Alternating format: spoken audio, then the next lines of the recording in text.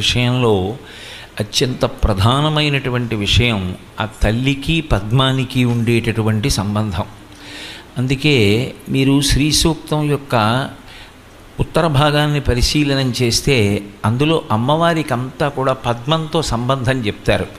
పద్మప్రియే పద్మిని పద్మహస్తే పద్మాలయే పద్మదళాయతాక్షి విశ్వప్రియే విష్ణుమనూనుకూలే త్వత్పాద పద్మం మయి సన్నిధత్స్వ యాసా పద్మాసనస్థా విపులకటితటీ పద్మపత్రాయతాక్షి గంభీరావర్తనాభిస్తనభరణమితాశుభ్రవస్తోత్తరీయాః లక్ష్మీర్దివ్యైర్గజేంద్రైర్మణిగణఖచితైస్తా స్నాపితా హేమకుంభైః నిత్యం సా పద్మహస్తా మమ వసతు గృహే సర్వమాంగళ్యయుక్తాం అంటారు. అంతా పద్మ సంబంధమే. పద్మప్రియే పద్మిని పద్మహస్తే పద్మాలయే పద్మదళాయతాక్షి. ఆవిడ చేతుల్లో పద్మాలు పట్టుకుంటుంది, ఆవిడ చేతులు పద్మాల్లో ఉంటాయి, ఆవిడ పాదములు పద్మాల్లో ఉంటాయి, ఆవిడ కూర్చునేది పద్మంలో కూర్చుంటుంది, ఆవిడ శరీరం నుంచి వచ్చేటటువంటి వాసన పద్మంలోంచి వచ్చేటటువంటి వాసన వస్తుంటుంది, పద్మగంధినీం. ఏమిటిదంతా? ఎందుకు ఆవిడికి పద్మానికి అంత సంబంధం చెప్పడం? మీరు బాహ్యంలో ఒక్కసారి ఆలోచన చెయ్యండి. అసలు పద్మంలో కూర్చోవడం అనేటటువంటిది ఎవరికైనా సంభవం అవుతుందా? అసలు పద్మంలో కూర్చోవాలి అంటే అది చిన్న పద్మం అయి ఉండాలి. అసలు అందులో కూర్చోవడం, ఆ పద్మం నలిగిపోకుండా ఉండడం బాహ్యంలో సంభవం అవుతుందా? మరి సనాతన ధర్మంలో దేవతలకి సంబంధించిన విషయాల్ని ప్రస్తుతి చేసేటప్పుడు ఇటువంటి రహస్యార్థములతో కూడుకున్న విశేషణాల్ని వాడుతూ ఉంటారు. ఆ పద్మం ఆంతరమునందు శ్రీవిద్యా రహస్యం. ఎందుచేత అంటే ఊర్ధ్వముఖ చలనం చెయ్యాలి అనుకునేటటువంటి వ్యక్తి పద్మములను దాటవలసి ఉంటుంది. మూలాధార చక్రం దగ్గర నుంచి సహస్రారం వరకు ఉండేటటువంటి చక్రములను అన్నిటినీ కూడా పద్మాలుగా వర్ణన చేస్తారు. ఈ అన్ని పద్మలలోనూ అమ్మవారే ఉంటుంది. చిట్ట చివరికి సహస్రదళ పద్మస్థ సర్వవర్ణోపశోభిత అని సహస్రారము అనబడేటటువంటి పద్మమునందు కూడా ఆవిడే ఉంటుంది. అందుకే మనిషికి ఉండేటటువంటి రంధ్రములు నిజానికి 11 రంధ్రములు ఉంటాయి. ఇందులో 2 కళ్ళు, 2 ముక్కులు 4, 5 నోరు, అలాగే 2 చెవులు 7, 8 మలద్వారము, 9 మూత్రద్వారము. ఈ 9 కాకుండా 2 రంధ్రాలు ఉంటాయి. ఒక రంధ్రం తల్లి కడుపులోంచి బయటికి రాగానే మూసుకుంటుంది. అది నాభీరంధ్రం అంటారు. నాభి గొట్టం ద్వారా అమ్మ కడుపులో పిండం పడుకున్నన్నాళ్ళు అమ్మ తిన్నటువంటి ఆహారంలో ఉన్నటువంటి సారవంతమైనటువంటి భాగాన్ని పిండం గ్రహిస్తూ ఉంటుంది. బయటికి వచ్చిన తరువాత నాభీబంధం కోసేస్తారు. నాభీబంధం తెగిపోయినా హృదయ సంబంధం మిగిలిపోతుంది. నేను ఈమె కొడుకుని అన్న భావన, వీడు నా కొడుకు అనేటటువంటి మాతృభావన స్థిరమై నిలబడిపోతాయి. అందుకని 10వ రంధ్రమైనటువంటి నాభీరంధ్రం అమ్మ కడుపులోంచి బయటికి వచ్చినప్పుడు మూసుకుంటుంది.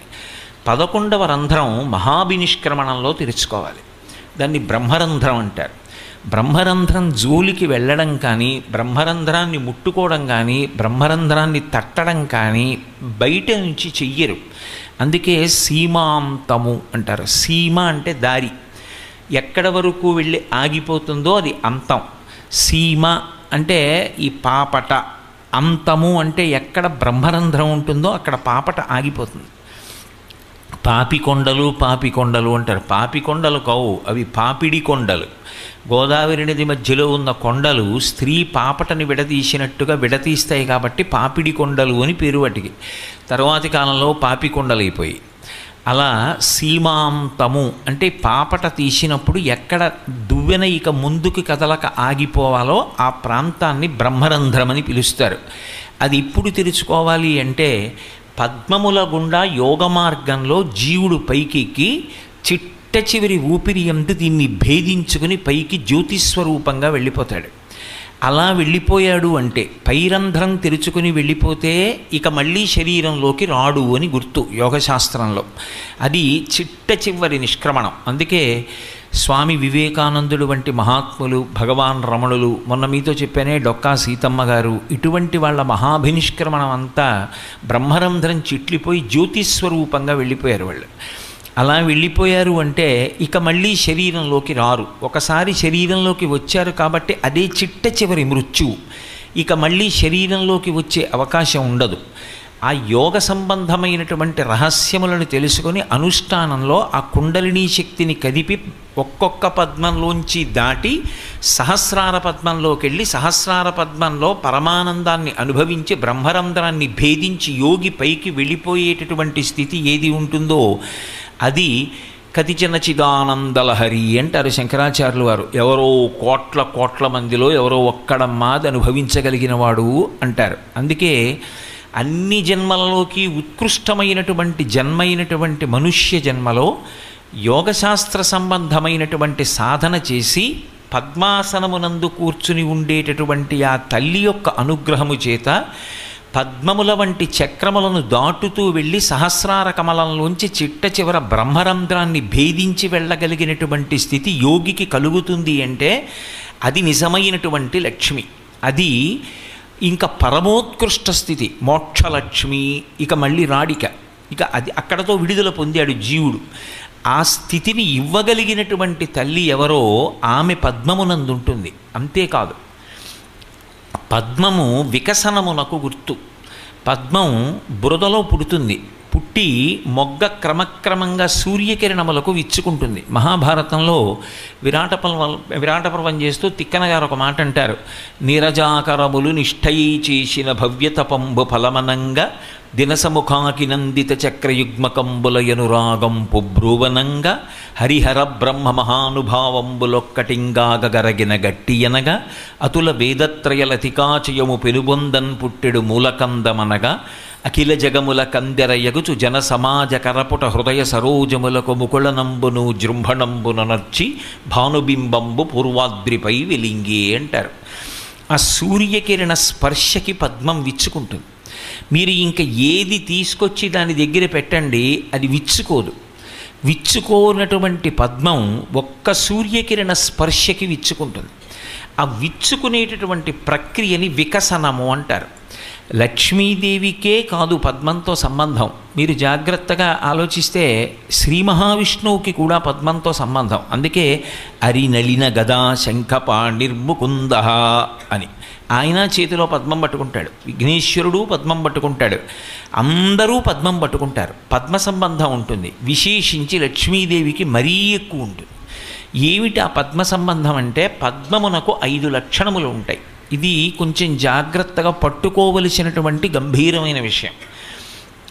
శబ్ద, స్పర్శ, రస, రూప, గంధ తన్మాత్రలు అంటారు వీటిని. ఈ 5 దేని యందు ఉంటాయి అంటే పద్మమునందు ఉంటాయి. స్పర్శ ఎప్పుడైనా ఏదైనా చాలా మృదువుగా ఉంటుంది. అంటే ముట్టుకోవాలనిపించేది ఏది అంటే పువ్వు. అలా వెళ్ళిపోతుంటే రంగురంగుల పువ్వులు కనపడ్డాయనుకోండి, ఓ పువ్వుని ఇలా చేత్తో పట్టుకోవాలి అంటే స్పృశించాలి అంటే ఉత్సాహంగా ఉంటుంది. దాని యందు అంతటి కోమలత్వం ఉంటుంది, అంత అందమైన అమరిక ఉంటుంది. అందుకని స్పర్శ పువ్వుకుంటుంది. అలాగే రస దాని యందు తేనె ఉంటుంది. ఏ పువ్వైనా సరే ఆ పువ్వులో తేనె నిబిడీకృతమై ఉంటుంది. ఈశ్వరుడు అంత అందంగా ఏర్పాటు చేస్తాడు. బురదలో పుట్టినటువంటి తామర పువ్వులో తేనె ఉన్నా ఆ బురదలోనే ఉన్నటువంటి చాపకి, కప్పకి, పీతకి, నత్తకి ఎప్పటికీ తామర పువ్వులో ఉన్న తేనె అర్థం కాదు. ఆ తేనె ఎవరికి అర్థం అవుతుంది అంటే పక్కన అరణ్యంలో విహరించేటటువంటి తుమ్మెదకొక్కదానికే అర్థం అవుతుంది.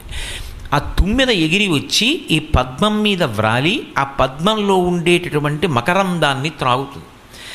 ఈ పద్మంలో రస అంటే రుచి, తేనె ఉంటుంది. అందుకని స్పర్శ, రస, రూప అద్భుతమైనటువంటి రూపానికి ప్రతీక ఏది అంటే పువ్వే.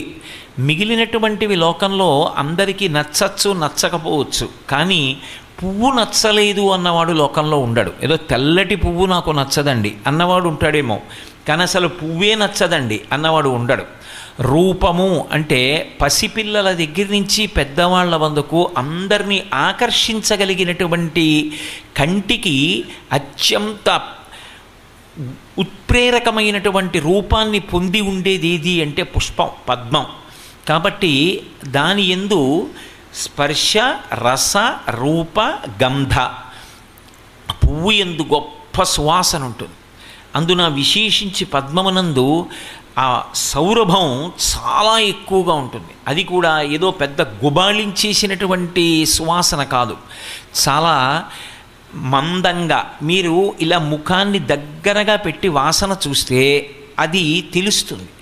దాని రూపం కూడా అంత అందంగా ఉంటుంది. మిగిలిన పువ్వుల కన్నా తామర పువ్వు యొక్క అందం, తామర పువ్వు యొక్క అమరిక వేరు. అందుకే భాగవతంలో కృష్ణుడి చుట్టూ గోపకాంతలు గోపాల బాలురు కూర్చుంటే పోతన గారు జలజాంత స్థితికర్ణికంతిరిగిరా కూర్చుండి వీక్షించుచున్ శిలలున్ పల్లవముల్ లతల్ పత్రంబులు పుష్పంబులాకులు కంచంబులుగా భుజించి రచటన్ గోపార్భకుల్ భూవరా అంటారు.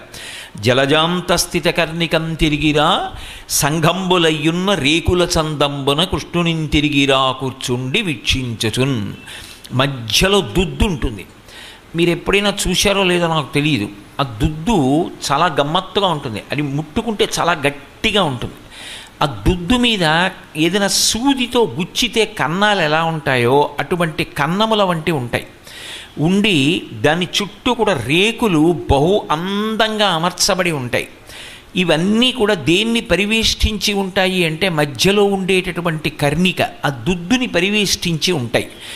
ఆ పువ్వు రూపం అంత అందంగా ఉంటే మీరు ఆ పువ్వులోకి ఇలా ముఖాన్ని ఉంచి చూస్తే ఏ పద్మమైనా సరే దాని రేకుల మొదట్లో చినుకులు అంటే నీటి తుంపరలు ఉంటాయి. దాని చేత కంటికి చల్లగా తగులుతుంది. అది అంత అందమైనటువంటి రూపాన్ని పొంది ఉంటుంది. అలాగే శబ్దము, పువ్వుకి శబ్దం ఉంటుంది. పువ్వుకి శబ్దం ఎక్కడుంటుందండి? ఎక్కడైనా ఏదో స్పర్శ అన్నారు ఒప్పుకుంటాం, రసము అందులో తేనె ఉందన్నారు ఒప్పుకుంటాం, రూపము ఒప్పుకుంటాం, గంధము వాసన ఒప్పుకుంటాం. పువ్వులకి శబ్దాలు ఉన్నాయా? పువ్వులు శబ్దం చేయడం మీరు ఎక్కడైనా చూసారా? పువ్వులకి శబ్దాలు ఉండవు. మరి పువ్వులకి శబ్దం ఉంటే తప్ప పద్మము పూర్ణత్వాన్ని పొందదు. మరి పువ్వుకి శబ్దం ఎక్కడిది అంటే మీరొక్కటి జ్ఞాపకం పెట్టుకోండి. మీరు ఒక తువ్వాలు తీసుకొచ్చి, కోటేశ్వరరావు గారు ఇది మీరు తుడుచుకోవడం కోసం తీసుకొచ్చాము ఈ తువ్వాలు, మీరు వాడుకోండి అని అక్కడ పెట్టి వెళ్ళిపోయారు. 2 సంవత్సరాలు అయింది, నేను ఆ తువ్వాలతో తుడుచుకోలేదు, కానీ ఎప్పటికైనా నేను ఆ తువ్వాలు వాడుకుంటాను అని మీరు నా యందున్న ప్రేమతో తువ్వాలు అక్కడ ఉంచేశారు. ఇక మీరు దాన్ని తీసుకెళ్లే ఉద్దేశ్యం మీకు లేదు, మీరు నాకు ఇచ్చేశారు. ఇప్పుడు ఆ తువ్వాలు ఎవరి కోసం తేబడింది? నా కోసం తేబడింది. నేను దాన్ని వాడానా, నేను తెచ్చుకున్నానా, నేను కొనుక్కున్నానతో సంబంధం లేదు. అది నా కొరకు అని ఉంచబడింది కాబట్టి అది నాదే కాదు. తుమ్మెదల యొక్క ఝంకారములన్నీ దేని కొరకు చేస్తాయి? పువ్వు కోసం చేస్తాయి. ఆ ఝంకారం అంతా ఎంతసేపు చేస్తాయంటే పద్మం దగ్గరికి వెళ్ళే పర్యంతమే చేస్తాయి. భృంగావళీ చమకరంద రసాను విద్ద జంగారగీత నిదై సహసేవనాయ అంటాం సుప్రభాతంలో. ఆ ఝంకారం చేస్తూ వస్తాయి. ఎప్పుడు ఆపేస్తాయి ఝంకారం? అందులో ఉండేటటువంటి మకరందాన్ని తాగేటప్పుడు ఆ పద్మం మీద కూర్చుని వాలి ఆ ఝంకారం ఆపేస్తాయి. తుమ్మెదల ఝంకారములన్నీ పుష్పముల కొరకు తప్ప వేరొక ప్రయోజనము కొరకు కాదు. అందుకే మీరు పాత్రతో తేనె ఎక్కడ పెట్టినా తుమ్మెద వచ్చి ఆ తేనె తాగదు. పద్మం మీద ఉన్నటువంటి పద్మంలో ఉన్నటువంటి తేనె మాత్రమే తాగుతుంది. కాబట్టి తుమ్మెదల ఝంకారములు పుష్పములకే చెందుతాయి. కాబట్టి పువ్వులకు శబ్దం ఉన్నది. ఇప్పుడు శబ్దము, స్పర్శ, రస, రూప, గంధ ఈ 5 పద్మమును ఆశ్రయించి ఉంటాయి. ఇప్పుడు పద్మమును ఆశ్రయించి 5 ఉన్నాయి. పద్మమునందు ఎవరున్నారు? లక్ష్మీదేవి ఉంది. మీరు ఒక్క విషయాన్ని జాగ్రత్తగా గమనించండి. ఏ ప్రాణి పేరు మీరు చెప్పండి, ఆ ప్రాణి యొక్క సుఖము కానీ ఆ ప్రాణి యొక్క దుఃఖము కానీ దేని చేత ఉన్నాయంటే ఈ 5 చేతనే ఉన్నాయి. ఈ 5 లేవనుకోండి, సుఖము అన్న మాట కానీ దుఃఖము అన్న మాట కానీ లేవు. సుఖము అన్న మాట లేకపోతే లక్ష్మి అన్న మాట లేదు, దుఃఖము అన్న మాట లేకపోతే అలక్ష్మి అన్న మాట లేదు. ఇప్పుడు లక్ష్మి అన్న మాటకు అర్థం ఏమిటంటే, ఏమండి నాకు మంచి భోజనం కావాలి అంటే రసేంద్రియం పనిచేస్తే కదా భోజనం యొక్క రుచిని తెలుసుకునేది. మీరు ఒక్కసారి ఆలోచించండి. ఈ 5 తెలియబడడం కోసమని, అనుభవింపబడడం కోసమని అమ్మవారు 5 జ్ఞానేంద్రియములను ప్రతి శరీరమునందు ఉంచుతుంది. కన్ను, చెవి, ముక్కు, నాలుక, చర్మము.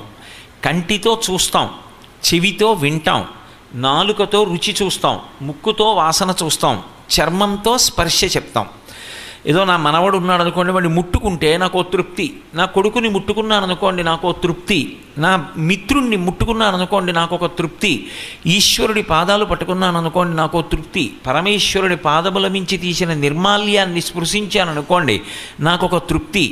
ఇప్పుడు ఇందులో మీరు ఒక్కటి ఆలోచించండి.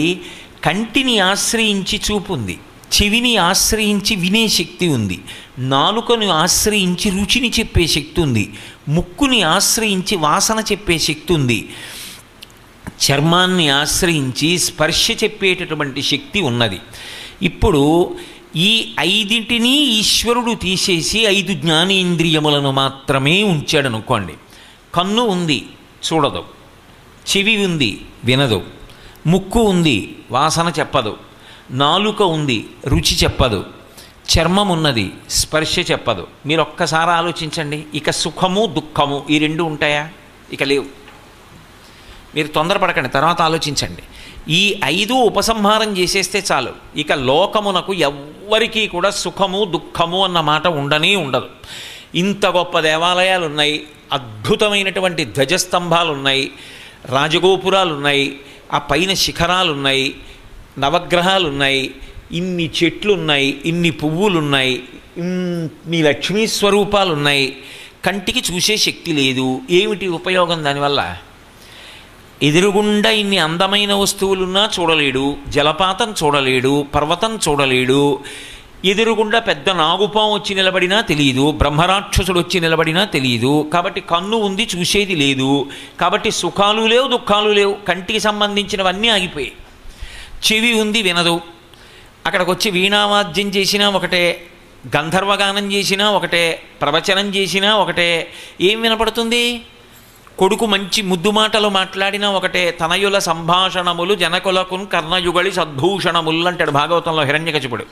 కొడుకు వచ్చిరాని మాటలు మాట్లాడుతుంటే అవి తండ్రి చెవులకు పెట్టుకున్నటువంటి ఆభరణాల్లా ఉంటాయి.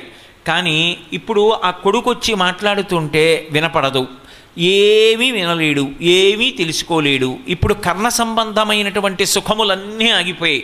ఎవడో నింద చేశాడు, వినపడదు, దుఃఖం లేదు. సుఖము లేదు, దుఃఖము లేదు.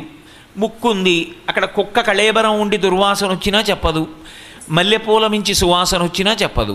సువాసన లేదు, దుర్గంధము లేదు. నాలుగుంది, దాని మీదకి తీసుకొచ్చో నిప్పు కణిక పెట్టినా దానికి తెలియదు.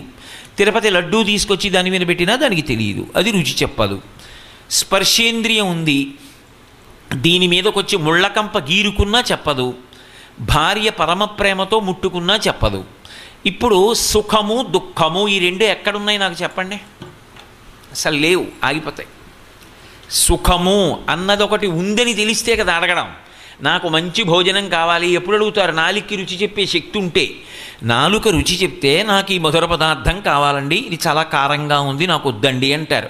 అసలు నాలుకలు రుచి చెప్పకపోతే ఇక వండుకు తినడం అన్న సుఖం ఎక్కడుంది లోకంలో? లేనే లేదు. కళ్ళు ఉన్నాయి కాబట్టి ఇన్ని చూస్తున్నాం. అసలు కళ్ళే లేకపోతే ఇంకా చూడడం అన్న సమస్య ఎక్కడొచ్చింది? ఎవరో ఏం తెలుసు? అసలు ఈ లోకంలో ఏవి ఉంటే ఎవరికి కావాలి నాకు చెప్పండి? ఏమి ఉంటే ఎవరికి కావాలి, ఏమి లేకపోతే ఎవరికి కావాలి? ఏమీ తెలియదు. ఆఖరికి కత్తి తీసుకొచ్చి నిలువున నరికేసిన స్పర్శ లేదు కాబట్టి వాడికి తెలియదు. ఇప్పుడు సుఖమన్న మాట లేదు, దుఃఖమన్న మాట లేదు. ఈ సుఖము కానీ దుఃఖములు కానీ దేన్ని ఆశ్రయించి ఉన్నాయంటే ఈ 5 జ్ఞానేంద్రియములను ఆశ్రయించి శబ్దస్పర్శరసరూప గంధములుగా ఉన్నాయి. ఈ 5 కూడా దేన్ని ఎందున్నాయి? పద్మమునందున్నాయి. ఆ పద్మమునందు ఆవిడ కూర్చుంటుందన్న మాటకు అర్థం ఏమిటంటే ఈ లోకమునకు వికసనమును కల్పించి సమస్త ప్రాణుల యందు 5 జ్ఞానేంద్రియముల నుంచి 5 జ్ఞానేంద్రియములకు శబ్దస్పర్శరసరూప గంధములనేటటువంటి తన్మాత్రలు పెట్టి ఇన్ని సుఖములను అనుభవింపచేస్తున్న తల్లి ఆవిడే. ఇన్ని సుఖాలు ఆవిడ అనుగ్రహం చేత వచ్చాయి. ఇన్ని ప్రాణుల్ని సృజించిన తల్లి ఎవరు అంటే ఆవిడే. ఆవిడ సృజిస్తోంది ఈ ప్రాణులన్నిటినీ కూడా. అందుకే వికసనం అంటారు. వికసనము అంటే క్రమక్రమంగా విచ్చుకుంటుంది, అంతేకాని అకస్మాత్తుగా ఇలా విచ్చుకోదు. ఈ లోకములను ఆవిడ సృష్టించినప్పుడు అలా సృష్టిస్తుంది. అందుకే చేతిలో పద్మం పట్టుకుంటుంది, ఒక్కొక్కసారి మొగ్గ ఉంటుంది. ఏది ఎలా విచ్చుకోవాలో అందులో సృష్టి యందు అయోమయం ఉండదు. ఈ మాట మీరు చాలా జాగ్రత్తగా గుర్తుపెట్టుకోవాలి. అయోమయము అన్న మాట మనుష్యుడు సృష్టించుకున్నాడు తప్ప ఈశ్వరుని యొక్క సృష్టిలో అయోమయమన్న మాటకు తావు లేదు. సమస్య ఇది మనిషి సృష్టించుకున్నాడు. సమస్య ఈశ్వరుడి సృష్టిలోనిది సమస్య కానే కాదు. ఎందుకో తెలుసా? వేదాంతంలో ఒక మాట ఉంది, చిజ్జడ గ్రంథి అంటారు. శరీరములకన్నిటికీ పేరు ఏమిటంటే చిజ్జడ గ్రంథులు. ఒకటి జడం, ఇది తనంత తానుగా జడం, ఇది అలాగే ఉంటుంది. ఇందులోంచి చైతన్యం బయటికి వెళ్ళిపోయింది అనుకోండి, ఈ శరీరం అలాగే ఉంటుంది. కానీ ఇందులో చిత్తు లేదు కాబట్టి ఇది ఇక ఉండడానికి వీలు లేదు ఇంట్లో అని తీసుకెళ్ళి కొడుకు అగ్ని సంస్కారం చేసేస్తాడు. చిత్, ఆ చైతన్యము దీనితో కలిసి లోపల ప్రవహిస్తోందనుకోండి, అంతటా తల నుంచి అరికాలు వరకు ఆ చైతన్యం ఆవహించి ఉందనుకోండి, అది లక్ష్యం అంటే. ఆవహించి ఉందనుకోండి, ఇప్పుడు ఆ రెండూ కలిపి గ్రంథి, గ్రంథి అంటే ముడి. ఈ చిత్తు ఈ జడము కలిస్తే ఏమవుతుందంటే ఇది పనిచేస్తుంది. ఇది పని చేయడం మొదలు పెడితే ఏమవుతుందంటే దీనితో అద్భుతాలు జరుగుతాయి. ఏ అద్భుతాలు జరుగుతాయి అంటారేమో, ఈ శరీరంతో చేసినటువంటి పుణ్యకర్మల యొక్క ఫలితంగా ఇక మళ్ళీ మనుష్య శరీరంలోకి రాకుండా దేవతా శరీరంలోకి వెళ్ళిపోతాడు. స్వర్గలోకంలో దేవతాది పదవులు పొందుతారు. అందుకే శతక్రతుమివాసీనం నాగరాజస్య మూర్ధని అంటారు రామాయణంలో. 100 యజ్ఞములు చేసిన వాడు ఇంద్ర పదవి పొందుతాడు. 100 యజ్ఞములు చేయడానికి శరీరం కావాలా? ఇది ఉంటేనైనా చేయడం. కాబట్టి శరీరం ఉన్నది. శరీరము అని నేను అన్నప్పుడు చిజ్జడ గ్రంథి, చైతన్యము శరీరము రెండూ కలిసి ఉన్నాయి. దేవతా పదవులలోకి వెళ్ళగలడు. ఈ శరీరాన్ని సక్రమంగా వాడలేదు, కేవలంగా తన ప్రయోజనం కొరకు మాత్రమే వాడుకున్నాడు స్వార్థంతో. కొంతకాలం అయ్యాక ఇది పడిపోయింది. కోట్ల జన్మలు తిరియక్కుగా నేల మీద పడిపోతాడు. అంటే భూమికి అడ్డంగా వెన్నుపా ఉండి అడ్డంగానే పెరుగుతుంది తప్ప నిలువుగా పెరగదు. తిరియక్కైపోతాడు. ఇప్పుడు కర్మాధికారం ఉండదు. కాదు, నాకు ఈశ్వర పుణ్యము వద్దు పాపము వద్దు, నీవు ఎలా బ్రతకమని చెప్పావో నేను అలా బ్రతుకుతానంతే. అది దేని కొరకు? నీ ప్రీతి కొరకు. అలాగని ఏ ఫలితం ఆశించడు. నాకు దీని వలన ఏ ఫలితం వద్దు, నేను మీకు చింతపండు ఇచ్చి గిన్నె తోమమన్నాను అనుకోండి, మీరు గిన్నె తోమారు. ఇప్పుడు కొత్తగా మెరుపు తాలేదు, మెరుపుకి అడ్డొచ్చిన మలినం తొలగిపోయింది. కానీ చింతపండు చారు పెట్టుకోవడానికి పనికిరాదు, గిన్నె తోమారు కాబట్టి. కానీ మీరు ఆ చింతపండు చారు పెట్టుకుందామంటే దాంతో గిన్నె తోమకూడదు. మీకు పుణ్యం కావాలి, దానివల్ల కొంత సుఖం ఉత్తర జన్మలలో పొందుదామనుకుంటే ఆ పుణ్యం ఇక చిత్తశుద్ధికి పనికిరాదు. పాత్రశుద్ధికి దాన్ని వాడుకోవాలి అనుకుంటే అది సుఖంగా అనుభవంలోకి వచ్చే అవకాశం ఉంటుంది. ఇప్పుడు చిత్తశుద్ధికి పనికొచ్చింది అనుకోండి, కొత్తగా మెరుపు తేలేదు, మెరుపుకు అడ్డొచ్చిన మకిలిపోయింది. అలా ఈ శరీరంతో చేసినటువంటి పుణ్యకర్మల వలన మాలిన్యాన్ని పోగొట్టుకొని పాత్రత పొంది, పాత్రత వలన జ్ఞానమును పొందితే జ్ఞానము కైవల్యమునకు కారణమయ్యి ఇక పునరావృత్తి రహితమైనటువంటి స్థితికి వెళ్ళిపోతాడు. కాబట్టి ఇప్పుడు ఒక్క మనుష్య ప్రాణి అచిజ్జడ గ్రంథి అయి ఈ జ్ఞానేంద్రియములతో కర్మేంద్రియములతో కలిసి ఇతర ప్రాణులు ఏవి దేవతలు కూడా సాధించలేనివి. ఎందుకంటే దేవతలకి కర్మాధికారం లేదు, దేవతలు యజ్ఞయాగాది క్రతువులు చేయకూడదు. అందుకే క్షీణే పుణ్యే మర్త్యలోకం విశంతి, వాళ్ళ పుణ్యం అయిపోతే మళ్ళీ ఈ లోకంలోకి వచ్చి పడిపోతారు. కానీ మనిషి ఇక మళ్ళీ పుట్టవలసిన అవసరం లేని మోక్షం వరకు వెళ్ళిపోతాడు. ఇది ఆవిడ యొక్క అనుగ్రహం. ఆవిడ వికసనమునందు ఒక్కొక్క ప్రాణియందు ఒక్కొక్క స్థితిని ఉంచుతుంది. అందరికీ అన్ని అధికారాలు ఉండవు, అందరికీ అన్ని రకాలైనటువంటి కష్టాలు ఉండవు. ఒక్కొక్క దాంతో పోలిస్తే ఒక్కొక్కరి కష్టం తక్కువ, ఒక్కొక్కరి యందు ఒక్కొక్క విభూతి పెడుతుంది ఆవిడ. అది లక్ష్మి సృష్టి వికసనము అన్న మాటకు అర్థం. ఇప్పుడు ఇందులో మీరు ఒకటి గమనించాలి, చిత్తుకి ఏమీ అక్కర్లేదు, ఎప్పుడూ చైతన్యం అలాగే ఉంటుంది. దానికి ఆకలి ఉండదు, దాహం ఉండదు చైతన్యానికి. దీనికి షడూర్ములు ఉంటాయి. దీనికి ఆకలి, దప్పిక, శోకము, మోహము, జర, మరణము అనేటటువంటి 6 ఊర్ములు ఉంటాయి, బాధలు. ఇప్పుడు దీనికి ఆకలి వేసింది, ఆకలి వేస్తే దీనికి అన్నం ఉండాలా? వికసనము అన్న మాటకు అర్థం ఏమిటంటే నన్ను సృష్టించే ముందు నేను తినవలసిన పదార్థాన్ని సృష్టించి నన్ను సృష్టిస్తుంది ఆవిడ.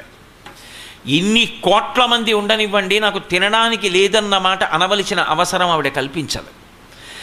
ఎన్ని ప్రాణులు ఉండనివ్వండి, అందులో కొన్ని మాంసాహారులు ఉంటాయి, మాంసాహారం తినే ప్రాణులకి నాకు మాంసం దొరకట్లేదనేటటువంటి అగత్యం ఉండదు. అరణ్యంలో అన్ని ప్రాణుల్ని సృష్టించి మాంసాహారులు తినడానికి అవకాశం కల్పిస్తుంది. శాకాహారులకి తినడానికి అంత శాకాహారం కల్పిస్తుంది. ఏ ప్రాణి తినడానికి కావలసిన పదార్థాన్ని ఆ ప్రాణి పుట్టడానికి ముందు సృజించి సిద్ధం చేస్తుంది. ఒక వ్యక్తి కడుపున జన్మించే ముందు విశ్వకర్మ మనుస్త్వష్టాస్తవిష్టస్థవిరోధ్రువ అని ఆ పోలికలు రావడం కానీ, ఆ వాసన బలం తెచ్చుకోవడం కానీ, గత జన్మలలో చేసినటువంటి కర్మల యొక్క విశేష జ్ఞాపకంలో ఉండడం కానీ అలా ఉంటుంది. ఒక తల్లికి 2 కవల పిల్లలు పుట్టారనుకోండి, ఆ కవల పిల్లల్లో మగపిల్లవాడు అలా చిన్నతనంలో వెళ్ళిపోతూ ఎదురుగుండా శంకరాచార్యుల వారి యొక్క మూర్తి కనపడితే ఎవ్వరూ చెప్పకుండా 2 చేతులు ఎత్తి నమస్కారం పెడతాడు. ఒక పిల్ల పక్కనే ఉన్నటువంటి ఊయల ఎక్కి ఊగుతుంది తప్ప శంకరాచార్యుల వారికి నమస్కారం చేయదు. ఇద్దరు ఒక తల్లి కడుపులోంచి కొద్ది క్షణాల తేడాలోనేగా బయటికి వచ్చారు. మరి వాడికి ఉన్న సంస్కారం పిల్లకి ఎందుకు రాలేదు అంటే వాసనాబలం. వాడు గత జన్మలలో శాంకర వాంగ్మయాన్ని చదువుకున్నాడు. వాడికి శంకరాచార్యుల వారి మీద ఉన్న భక్తి అటువంటిది. వాడు తెచ్చుకున్నాడు ఆ వాసన. ఆ పిల్లకి భోగముల యందు అనురక్తి, ఆ పిల్లకి ఊయల ఊగడంలో ఉన్న అనురక్తి శంకర భగవత్పాదులకి నమస్కారం చేయడంలో రాలేదు. వాసన బలం అలా వస్తుంది జీవుడితో పాటు. ఎవరు లెక్క కట్టాలి ఇవన్నీ అంటే వ్యాసుల వారు దేవీ భాగవతం చేస్తూ అంటారు, కాలోహి బలవాన్ కర్త సతతం సుఖదుఃఖయో నరాణం పరతంత్రాణం పుణ్యపాపానుయోగత అంటాడు. అది వికసనం అంటే. జీవుడు గత జన్మలలో చేసినటువంటి పాపపుణ్యాల్ని, అనురక్తుల్ని, వాసనా బలాన్ని దృష్టిలో పెట్టుకుని ఆ తల్లి ఈ జన్మలో వాడికి దేని యందు ఆభిముఖ్యం కలగాలో నిర్ణయం చేసి పంపిస్తుంది. ఇంత అద్భుతమైనటువంటి సృష్టి చేస్తుంది ఆవిడ. ఒక ప్రాణికి ఒక గాలి కావాలి, గాలి సిద్ధం చేస్తుంది. ఒక ప్రాణి నిద్రపోవాలి, ఆ నిద్రాకాలిక సుఖాన్నిచ్చి బడలిక తీరే ఏర్పాటు చేస్తుంది. సృష్టి యందు వికసనం అనేటటువంటిది ప్రధాన లక్షణమై ఉంటుంది. అన్ని ప్రాణుల సుఖములు దేని మీద ఆధారపడతాయంటే ఈ 5 జ్ఞానేంద్రియముల మీదే ఆధారపడతాయి. అన్ని ప్రాణులకు జ్ఞానేంద్రియాలు ఇస్తుంది, కానీ అన్ని ప్రాణులు అనుభవించేటటువంటి సుఖములు మాత్రం ఒకే స్థాయిలో ఉండవు. ఒక్కొక్క దాని సుఖం ఒక్కొక్క స్థాయిలో ఉంటాయి. ఒక్కొక్క దాని యందు పెట్టిన విభూతిని వేరొక దాని యందు పెట్టదు. అది ఆవిడ గొప్పతనం. అది లక్ష్మి అంటారు. అందుకే పాలు లక్ష్మి. ఏమిటి పాలు లక్ష్మి ఎలా అవుతాయి అంటే వాచవి అయిన గడ్డి తిని వాహినులందు జలంబు తాగగా అంటారు భాగవతంలో. ఆవు ఎక్కడో గట్టున మొలిచినటువంటి పచ్చి గడ్డి తింటుంది. ఎవ్వరికీ అక్కరలేని నీరు మురుగుడు గుంటలో అలా ప్రవహించి వెళ్ళిపోతుంటే నీళ్లు తాగుతుంది. ఎవ్వరికీ అక్కర్లేనటువంటి వాడిన నీరు వెళ్ళిపోతున్నటువంటి కాలవలోని నీరు తాగి పచ్చిగడ్డి తిన్నటువంటి ఆవు గబగబా తిని గడ్డి ముద్ద వెనక్కి తెచ్చుకొని బాగా నవిలి జీర్ణం చేసుకుని సమీకృత ఆహారమైనటువంటి పాలనిస్తోంది. పసిపిల్లవాడు తల్లిపాలు చాలనివాడు ఆ పాలు తాగుతున్నాడు. అది పశు శరీరంలోంచి వచ్చినా సరే సన్యాసి కూడా ఆవు పాలు తాగి సత్వగుణాన్ని పొందుతున్నాడు. ఆ ఆవు పాలు పెట్టుకెళ్ళి పరమశివలింగం మీద అభిషేకం చేస్తే ఉత్తమ లోకాలు పొందుతున్నాడు. ఒక ఆవు శరీరంలోంచి ఇంత గొప్ప పాలు వచ్చాయి. ఈ పాలకి ఇన్ని శక్తులు ఎలా వచ్చాయి అంటే పాలయందు లక్ష్మి ఉన్నది. అంటే దాని అర్థం ఆ పాలంత తెల్లగా ఉండాలని, పాలలో అంత సమీకృత ఆహారం కావాలని, ఆ పాల వలన ఇన్ని ప్రయోజనాలు నెరవేరాలని దాని యందు ఆ శక్తిని నిక్షేపిస్తే ఆ తల్లియే ఆ రూపంలో అలా ఉన్నది. అందుకే పాలు లక్ష్మి.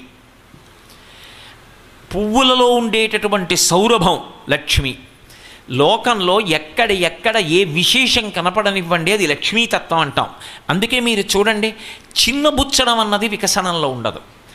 ఏ ప్రాణి కూడా ఇది ఎందుకు పనికి మాలినది, ఇందులో ఏమీ లేదు అనడానికి మీకు ఎక్కడా ఉండదు. ఒక చేప ఉంది, గాలిలో ఉన్నటువంటి ఆక్సిజన్ని మనం పీలుస్తాం ప్రాణవాయువుని. చేప నీట కరిగిపోయినటువంటి ఆక్సిజన్ని మొప్పలతో తీసుకుంటుంది. మనం భూమి మీద తిరుగుతాం, నీళ్లల్లో పడితే ఈత రాకపోతే ప్రాణం వదిలేస్తాం.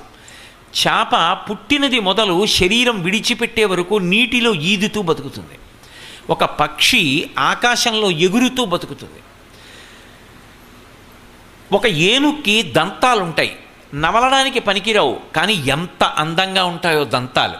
ఒక నెమలి పురివిప్పి నాట్యం ఆడుతుంది. వానాకాలం వచ్చి నల్ల మబ్బు కనపడగానే కారుణ్యామృతవర్షిణం ఘన విపద్గ్రీష్మచ్చిదాకర్మఠం విద్యాసస్య ఫలోదయాయ సుమనస్సంసేవ్యమిచ్ఛాకృతిం నృత్యన్ భక్తమయూర్యమద్రినిలయం చించజ్జటామండలం శంభో వాంఛతి నీలకంధర సదా త్వమే మనశ్చాతకః అంటారు శంకర భగవత్పాదులు.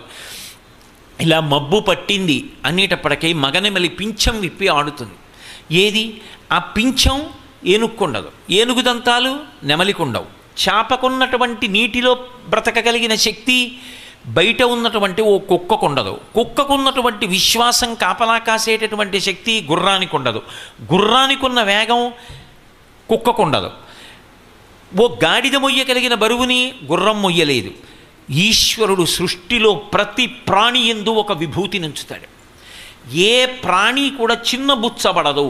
ఇది దీనికి పనికి మాలినది, ఇది ఎందుకు పనికిరాదు అన్న మాట లేదు లోకంలో. మీకు ఇది ఎక్కడ కనపడుతుందో తెలుసా? అందుకే లక్ష్మీ తత్వం బాగా తెలిసిన వాడెవరంటే రాముడు. సత్యమేవేశ్వరో లోకే సత్యం పద్మాశ్రితా సదా సత్యమూలాని సర్వాణి సత్యాన్నాస్తి పరమం పదం అంటాడు. ఆవిడ పద్మమును ఆశ్రయించిందంటాడు. అసలు అందుకే రామాయణం మొత్తం మీద 24,000 శ్లోకాల్లో రామచంద్రమూర్తి నోటి వెంట ఎన్నడూ ఎప్పుడు వీడెందుకు పనికొస్తాడు అన్న మాట ఆయన వాడలేదు.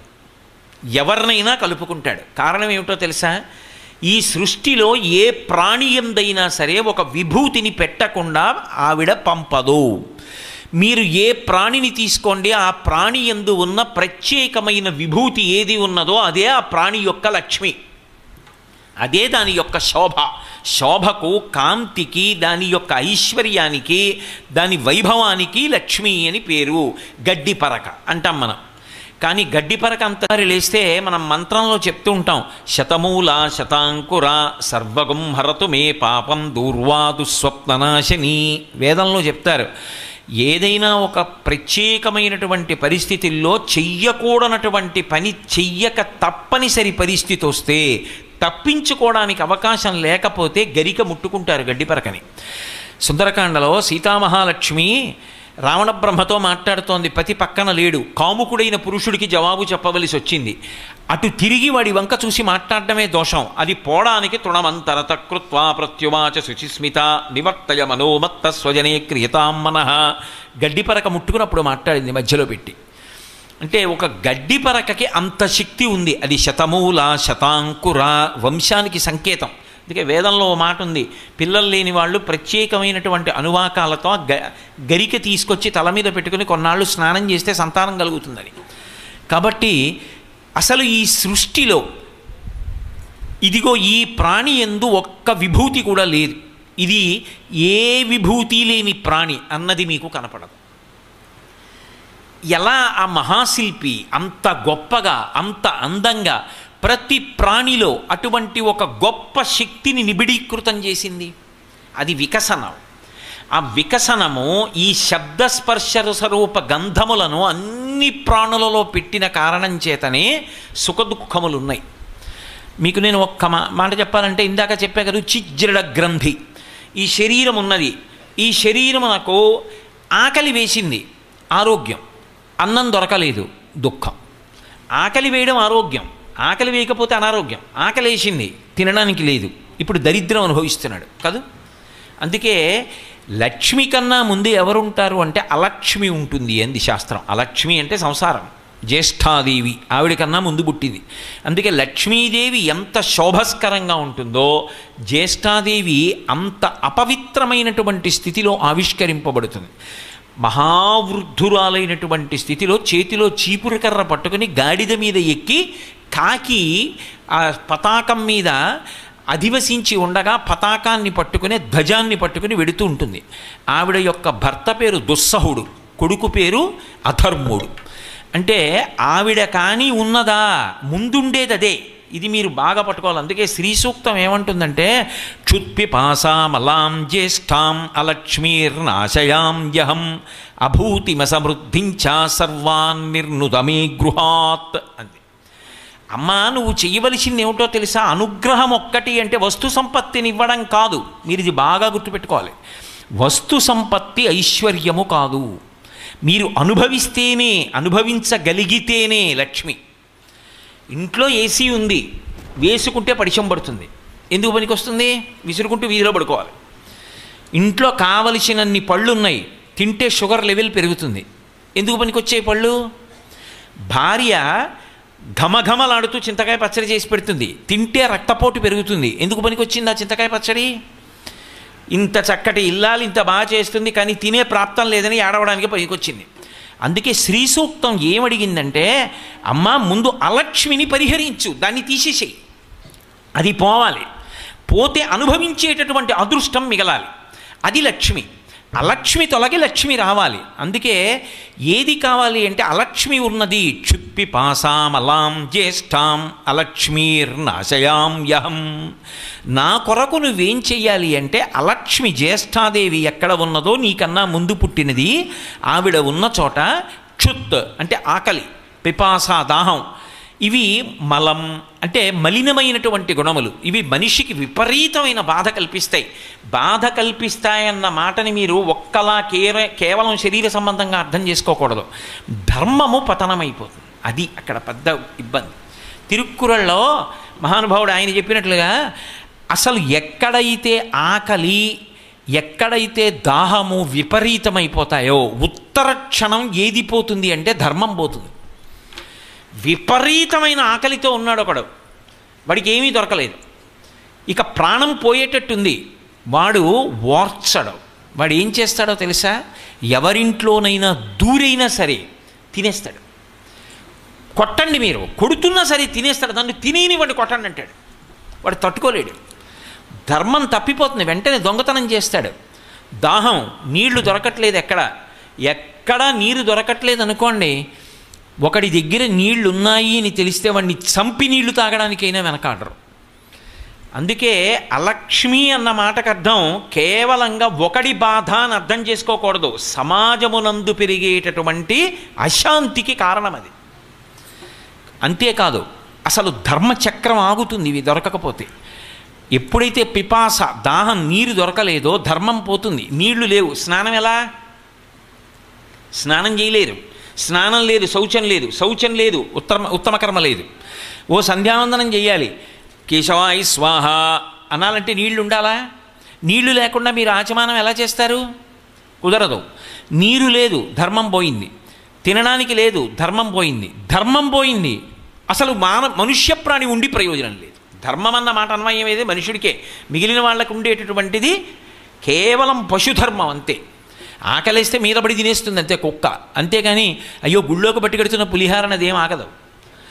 లేక పాపం ఏ ఒక్క రూపాయి కాసు లేదు, ఉన్నదాంతో ఏదో అమ్ముకోవడానికి మధుర పదార్థాలు చేసి పట్టుకెడుతున్నారని కుక్క ఆగదు. పిల్లవాడు ఏడుస్తూ చేతిలో దొరికిన మధుర పదార్థం పట్టుకెడుతుంటే మీద పడి లాక్కు తినేస్తుంది అంతే.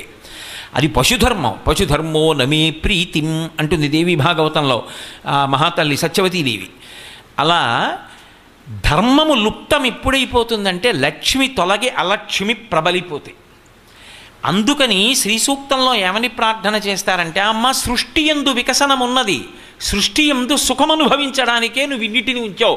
బ్రహ్మాండమునందు సుఖస్థానముల నుంచి పిండాండమునందు జ్ఞానేంద్రియములు ఉంచింది ఆవిడ. ఒక జలపాతం సృష్టించింది చూడరా కంటితో, ఓ ధ్వజస్తంభం ఇచ్చింది చూడు కంటితో, ఓ రామాయణం ఇచ్చింది విను చెవితో, ఓ వీణానాదం ఇచ్చింది విను చెవితో, ఓ మంచి పాట ఇచ్చింది అనుభవించు. ఏది అనుభవించినా మూలాన్ని తెలుసుకుని అనుభవించు. ఇది భగవతి ఇచ్చిన అనుగ్రహం. ఈ కంటితో చూస్తున్నానంటే ఆ అనుగ్రహానికి అగ్ని పరీక్ష ఏంటి? దీనితో ఆవిడ చూడమన్నవి తప్ప ఆవిడ చూడద్దన్నది నేను చూడను. అది నియంత్రణ, అది ఆవిడ చూసే పరీక్ష. అందుకే విహిత కర్మ గొప్పదా నిషిద్ధ కర్మ గొప్పదా అంటే, విహిత కర్మాచరణము కన్నా నిషిద్ధ కర్మ భంజనము చాలా కష్టం. నేను అన్న మాట మీరు పట్టుకున్నారో లేదో. విహిత కర్మాచరణము అంటే, అయ్యా రోజు స్నానం చేయండి, మీరు తెల్లవారుజామున 6 అయ్యేటప్పటికే కనీసం స్నానం చేయండి అన్నాను అనుకోండి, మీరు ఎలాగో అలా చేసేస్తారు. కానీ అయ్యా మీరు స్నానం చేసేటప్పుడు మాత్రం నేను మీకు జ్ఞాపకం రాకూడదు అన్నాను అనుకోండి, మీ తరం కాదు. ఏది చెయ్యొద్దన్నానో అది చెయ్యకుండా ఉండడానికి చాలా సమర్థత కావాలి. ఏది చెయ్యమన్నానో అది చెయ్యడానికి భయమో భక్తో రెండింటిలో ఏదో ఓటు ఉంటే చాలా అయిపోతుంది. కానీ నిషిద్ధ కర్మని భంజించడం అంత తేలిక కాదు. అది భక్తి బాగా దృఢతరమైతేనే నిషిద్ధ కర్మని ఆపగలడు. అందుకే అలక్ష్మి తొలగితే తప్ప లక్ష్మి స్థిరత్వాన్ని పొందదు. అందుకే శ్రీ సూక్తంలో ముందు ఏమడుగుతారంటే చుత్పిపాసామలాం జ్యేష్ఠాం అలక్ష్మీర్నాశయామ్యహం. అనుభవంలోకి వచ్చినది ఐశ్వర్యమైతే మీరు ఒక్క విషయం ఆలోచించండి, అసలు ఆ లక్ష్మీదేవి యొక్క వైభవంలో ఉండేటటువంటి గొప్ప రహస్యం ఎక్కడుంది అంటే కేవలముగా ఈ శరీరముతో అనుభవించేవి ఏవున్నాయో అవే అన్ని వేళలా లక్ష్మి కాదు. నేను తిన్నది లక్ష్మి, నాకు భోజనం దొరికింది, అష్టైశ్వర్యాల్లో అదొకటి. వేళ పట్టున కావలసినటువంటి రుచికరమైన షడ్రసోపేతమైనటువంటి భోజనం లభించడం అష్టైశ్వర్యాల్లో ఒకటి. లభించింది, నేను తిన్నా, సుఖం. నీళ్లున్నాయి, తాగా, సుఖం. నేను పడుకోవడానికి మంచి పాన్పు ఉంది, పడుకున్నా, సుఖం. అంతేనా? కాదు, ఇంకా ఉంది సుఖం. ఏమిటో తెలుసా? ఇవన్నీ ఎవరివ్వాలి? ఆవిడివ్వాలి. అందుకే శ్రీ సూక్తంలో వీటికి జాబితా చెప్పారు. తామ్మావహజాత వేదో లక్ష్మీమనపగామినీం యస్యాం హిరణ్యం ప్రభూతం గావో దాస్యోస్వాన్ విందేయం పురుషానహం. అహం, నాకు, విందేయం, అమ్మ ఈ యస్యాం, ఏ లక్ష్మిని నేను కీర్తిస్తున్నానో ఆ లక్ష్మి నాకు ఇవ్వాలి. ఏమివ్వాలి? హిరణ్యం, నాకు బంగారం ఇవ్వాలి. అక్కడతో సరిపోతుందా? కాదు. తామ్మావహజాత వేదో లక్ష్మీమనపగామినీం యస్యాం హిరణ్యం విందేయం గాం. గాం అంటే ఆవులు కావాలి. ఎందుకు? ఆవు ఇంట్లో ఉందనుకోండి, ఒక్కసారి నిద్ర లేవగానే ప్రదక్షిణం చేస్తే పరదేవతకి ప్రదక్షిణం చేసినట్టు. ఆవు ఇంట్లో ఉందనుకోండి, ఇంత గ్రాసం పెడితే పరదేవతకి మహానైవేద్యం పెట్టినట్టు. ఒక ఆవు ఇంట్లో ఉన్నది అనుకోండి, అది ఎక్కడ తిరిగిందో అది పరమ పవిత్రమైనటువంటి భూమి. భూమి యందు దోషం ఉంటుంది. అందుకే శ్రావణ శుక్రవారం వరలక్ష్మీ వ్రతం చేస్తే మేము కట్టుకున్న ఇల్లే కదండి, ఈశాన్య భాగంలో కలచబెట్టేస్తానంటే కుదరదు. ఆవు పేడ తెచ్చి అలికి అని ఉంటుంది కల్పంలో. ఎందుకని అంటే భూమి శుద్ధి దేని చేత అవుతుంది అంటే గోమయం చేత అవుతుంది. భూమిని శుద్ధి చెయ్యగలిగినటువంటి శక్తి గోమయంలోకి వెళ్ళింది అంటే అది లక్ష్మి. అందుకే ఆవు పేడ యందు లక్ష్మి ఉన్నది. ఆ వైభవము, ఆ శోభ ఎక్కడున్నదో అవన్నీ కూడా లక్ష్మీదేవిగానే సంకేతింపబడతాయి. అయినప్పుడు ఇప్పుడు ఆ తల్లి కానిదేది? కాబట్టి నాకు గావోం, గాం, నాకు కావాలి ఆవులు. అలాగే నాకు గుర్రములు కావాలి. ఎందుకు గుర్రములు అంటే వాహనం ఉన్నదనుకోండి, అదొక భోగం. తాను కాలినడకన నడిచి వెళ్ళడు, చక్కగా వాహనంలో ఎక్కి కూర్చుంటాడు, ఆ వాహనంలో వెళ్ళిపోతాడు. వాహనం యోగం. అందుకే మీరు చూడండి, సంతాన యోగం, వాహన యోగం అంటారు. యోగం అన్నదానికి అర్థం ఏమిటంటే ఇంతకుముందు లేనిది ఇప్పుడు వచ్చినది, అది లక్ష్మి. ఇంతకుముందు వాహనం లేదు, కాలినడకన వెళ్ళేవాడు. ఇప్పుడు ఓ వాహనం వచ్చింది, వాహనంలో వెడుతున్నాడు. ఇప్పుడు వాహన యోగం పట్టిందండి ఆయనకి అంటారంటే కొత్తగా వచ్చింది. కొత్తగా వచ్చినది ఒక భోగం, ఉన్నది జారిపోకుండా ఉంటే అది లక్ష్మి, క్షేమం. యోగం కొత్తగా వచ్చింది, క్షేమం ఉన్నాయి. యోగము క్షేమము రెండూ లక్ష్మీ కటాక్షం. ఉన్న వాటిల్లో జారిపోయింది అనుకోండి, ఏదో ప్రధానమైంది, ఏడవలా వద్దా? ఇప్పుడు ఏడవవలసిన అవసరం లేదు, సంతోషించడానికి కారణం ఉంది. ఈ రెండు సుఖాలకి కారణం ఎవరంటే ఆవిడే.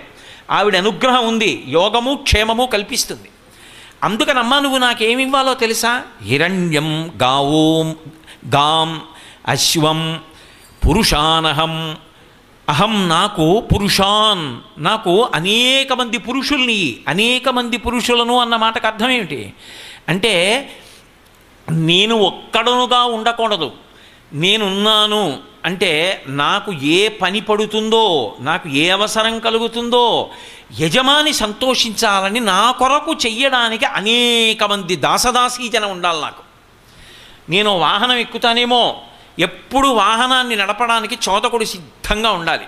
ఏ సమయంలోనైనా నేను కిందకి దిగచ్చు, దిగ్గానే గబగబా ఎక్కండయా అని కూర్చోబెట్టి ఎక్కడికి తీసుకెళ్ళమంటారు అని నేను చెప్పిన ప్రదేశానికి క్షేమంగా నన్ను తీసుకెళ్ళగలిగినటువంటి ఒక చోదకుడు కావాలి. అలాగే నేను ఒక వాహనం ఎక్కి ప్రయాణం చేసేటప్పుడు ఆ వాహనం చల్లగా ఉండాలి, బయట ఎండగా ఉన్నా చల్లగా ఉండాలి. అందులో నేను వినాలనుకున్న పాట వినపడాలి. ఇవన్నీ లక్ష్మి కాదండి? ఎన్ని భోగాలు అనుభవిస్తున్నాడు ఇప్పుడు ఒక వాహనంలో. కాబట్టి అశ్వం గుర్రం అన్నమాట వాహనానికి సంకేతం. నేను ఈ భోగాలన్నీ అనుభవించాలి, ఈ సుఖాలన్నీ అనుభవించాలి. పురుషానహం, నాకు దాసదాసీజనం కావాలి. నేను డోలోత్సవం చెయ్యాలనుకున్నాను, అనుకుని ఓ ఉయ్యాల సిద్ధం చెయ్యాలి. ఫోన్ తీసి ఒక్క మాట చెప్పేటప్పటికి గబగబా ఎక్కడి నుంచో ఉయ్యాల పట్టుకుని ఇద్దరు వెళ్ళిపోతూ ఉంటారు. గబగబా తీసుకొచ్చి ఉయ్యాల పెట్టేస్తారు, అది అలంకారం చేస్తారు, సిద్ధం చేసేస్తారు, అందులో ఉత్సవమూర్తుల్ని పెట్టేస్తారు. ఆ వెంటనే ఇక్కడ కూర్చుని ఒక్క ఫోన్ చేసేటప్పటికి పాట పాడేవాళ్ళు రావాలి, నృత్యం చేసేవాళ్ళు రావాలి, వేదం చెప్పేవాళ్ళు రావాలి, మంగళవాద్యం చేసేవాళ్ళు రావాలి. రావాలి అంటే తన మాటకంత విలువ కావాలి. ఆ విలువగా నిలబడి సంభారములను సమకూర్చుకోగలిగిన స్థితి లక్ష్మిగా నాకు అనుగ్రహం రావాలి. ఇది పురుషానహం. ఇవి నేను పుణ్యకార్యములు చేయడానికి పనికి రావాలి. ఆవిడ అనుగ్రహించిందనడానికి తార్కాణం ఇదిగో ఇవాళ ఆఖరణ జరిగేటటువంటి కార్యక్రమం. అందుకు ఆ కార్యక్రమంతో అనుసంధానం చేయడం. కాబట్టి విందేయం పురుషానహం అక్కడతో సరిపోతుందా? నువ్వు అనుభవించడానికి ఉంటే సరిపోతుందా? కాదు. అమ్మా, నాకు నువ్వు ఇంకా కొన్ని ఇవ్వాలి. ఏమిటో తెలుసా? అశ్వదాయి చ గోదాయి ధనధాయి మహాధనే. నాకు గుర్రములు కావాలి, గోవులు కావాలి. వీటితో సరిపోదు. పుత్ర పౌత్ర ధనం ధాన్యం హస్తశ్వాజ విగోరథం ప్రజానాం భవసి మాత ఆయుష్మంతం కరోతు మాం చంద్రాభాం లక్ష్మీమీశానాం సూర్యాభాం శ్రియమీశ్వరీం. అమ్మా, నాకు ఇంకా ఏం కావాలో తెలుసా?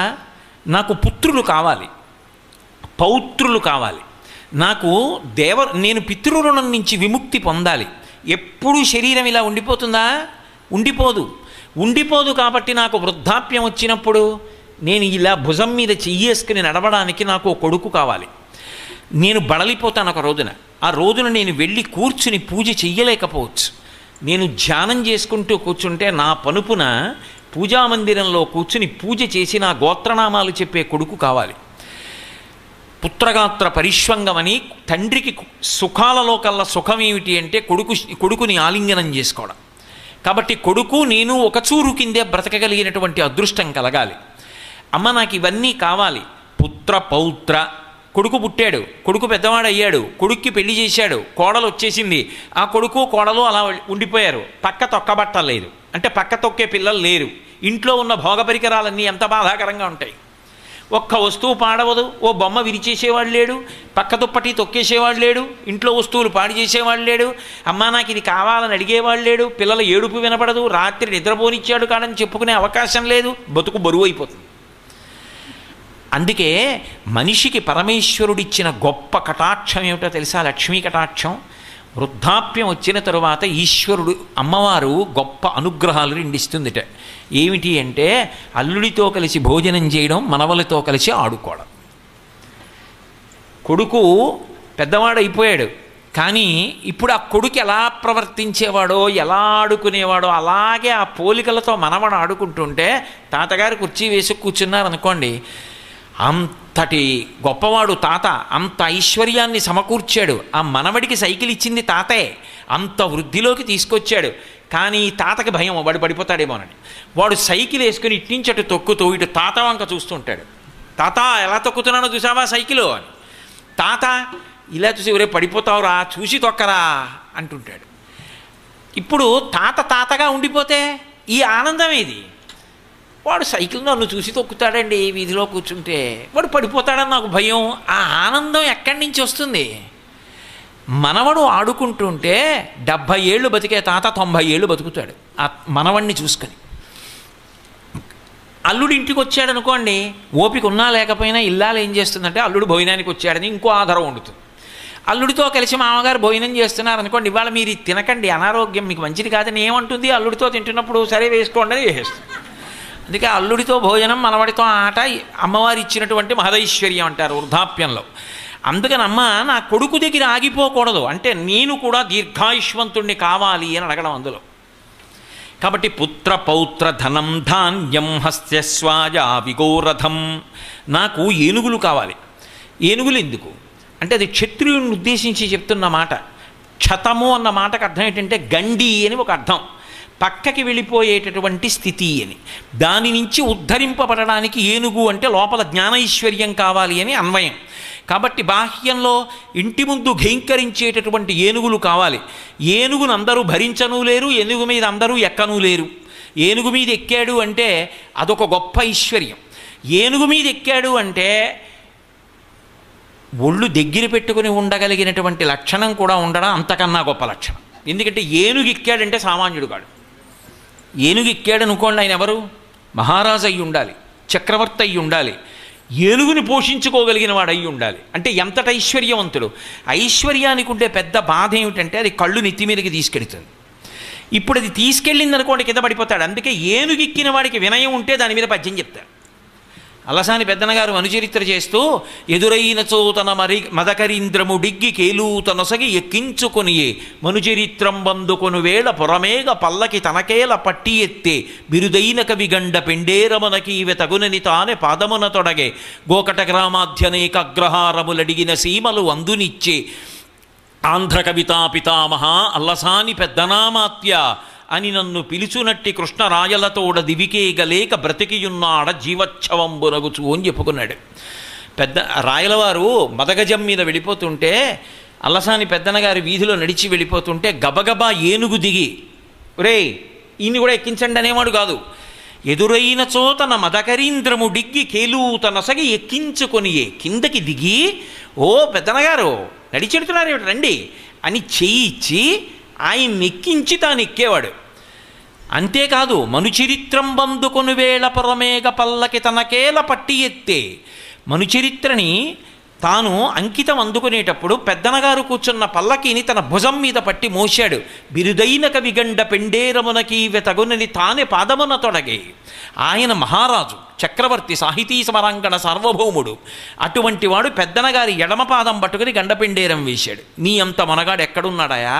ఆంధ్ర కవితా పితామహ అల్లసాని పెద్దనామాచ్య అని నన్ను పిలుచునట్టి కృష్ణరాయలతోడ దివికేగలేక బ్రతికియున్నాడ జీవచ్ఛవంబునగుచు. ఆ ఏనుగెక్కినంత వినయం. ఈ రెండు ఎక్కడ కలిశాయో అక్కడ లక్ష్మీదేవి యొక్క తాండవం. అంటే స్థిర నివాసం చేస్తోందని గుర్తు. డబ్బు ఉంది, అహంకారం లేదు. డబ్బు ఉండి అహంకారం లేదంటే లక్ష్మి స్థిర నివాసంగా ఉంది అని గుర్తు. అక్కడ లక్ష్మి ఉంది, అహంకారం వచ్చింది, కదలడానికి సిద్ధంగా ఉందని గుర్తు. అందుకే భాగవతంలో ఆ కుబేరుడి యొక్క కుమారులు నలకోపర మణిగ్రీవులకి శాపం ఇచ్చేటప్పుడు నారద మహర్షి అంటారు, కలవారి సుతులమనుచును కలకంటుల తోడకూడి కానరు పరులన్ కలలోనైనను వీరికి గల కావరమణగించి బుధుల చేర్చుట యొప్పున్. వీళ్ళకి డబ్బున్న వాళ్ళు అవడం వల్ల అహంకారం తలకెక్కింది. వీళ్ళ ఐశ్వర్యం తీసేసి మద్ది చెట్లై పడిపోతే వీళ్ళకి తెలిసి వస్తుంది అనుకున్నాడు. కాదు కాదు, కొంతమందిని చూడండి ఐశ్వర్యం ఉంటుంది కానీ ఎంత వినయంగా ఉంటారు. ఆ ఐశ్వర్యం వాళ్ళని పాడు చేయదు, పరమ వినయంగా ఉండడానికి కారణమవుతుంది. అంటే ఏమిటంటే లక్ష్మి స్థిర నివాసమై ఉన్నది. అది వెళ్ళిపోయే లక్ష్మి కాదు, ఉండే లక్ష్మి. అది వాళ్ళని పాడు చేయలేదు, వాళ్ళని అలాగే నిలబెట్టింది. అది భగవద్విభూతి. కాబట్టి అమ్మా, నాకు కేవలం నేను అనుభవించడం కాదు, ఏదో ఇవాళ అనుభవించి రేపు శరీరం వెళ్ళిపోవడం కాదు, దీర్ఘాయుష్మంతుడై ఉండాలి. దీర్ఘాయుర్దాయం లేదనుకోండి, దీర్ఘాయుర్దాయం లేకపోతే ఎన్ని ఉంటే మాత్రం ఏమిటి సుఖం? భార్య ఉంది, ఓ కొడుకున్నాడు, అర్ధాయుష్గా వెళ్ళిపోయాడు, వీళ్ళందరూ ఎంత బాధపడతారు? కాబట్టి దీర్ఘాయుర్దాయం ఉండాలి. శంకరాచార్యులు వారు సౌందర్యలహరి చేస్తూ అంటారు, చిరంజీవన్నే వక్షపిత పశు పాశవ్యతికర పరానందాభిక్యం రసయతి రసం తద్భజనవాన్ అంటారు. అమ్మవారిని స్తోత్రం చేసిన వాడికి, అమ్మవారి అనుగ్రహాన్ని కోరుకున్న వాడికి అమ్మవారి ఇచ్చేటటువంటి గొప్ప అనుగ్రహం ఏమిటంటే దీర్ఘాయుష్మంతుణ్ణి చేస్తుంది. ఆ ఆయుర్దాయం ఉంది, మంచాన పడున్నాడు, లేవలేడు, అలా ఉంటాడు. ఉన్నాడు, ఆయన మలమూత్రములను ఆయన విసర్జించాడు, తనంత తాను విసర్జించుకోలేడు, లేచి వెళ్ళలేడు, తన పదార్థాన్ని తాను తినలేడు.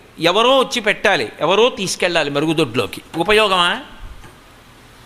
కాదు. ఆయువుకి పక్కన ఆరోగ్యం ఉండాలి. ఆరోగ్యముతో కూడినటువంటి ఆయువు వలన పుణ్యకర్మ చేయడానికి అవకాశం కలుగుతుంది. ఇది లక్ష్మి. ఇక ద్రాపేయంధ సస్పతే దరిద్రం నీలలోహిత అని అడుగుతారు యజుర్వేదంలో. అమ్మా, నాకు కేవలముగా ఈ శరీరం ఉండడం, శరీరము దీర్ఘాయుష్మంతంగా ఉండడం కాదు, ఇది ఆరోగ్యంతో ఉండాలి.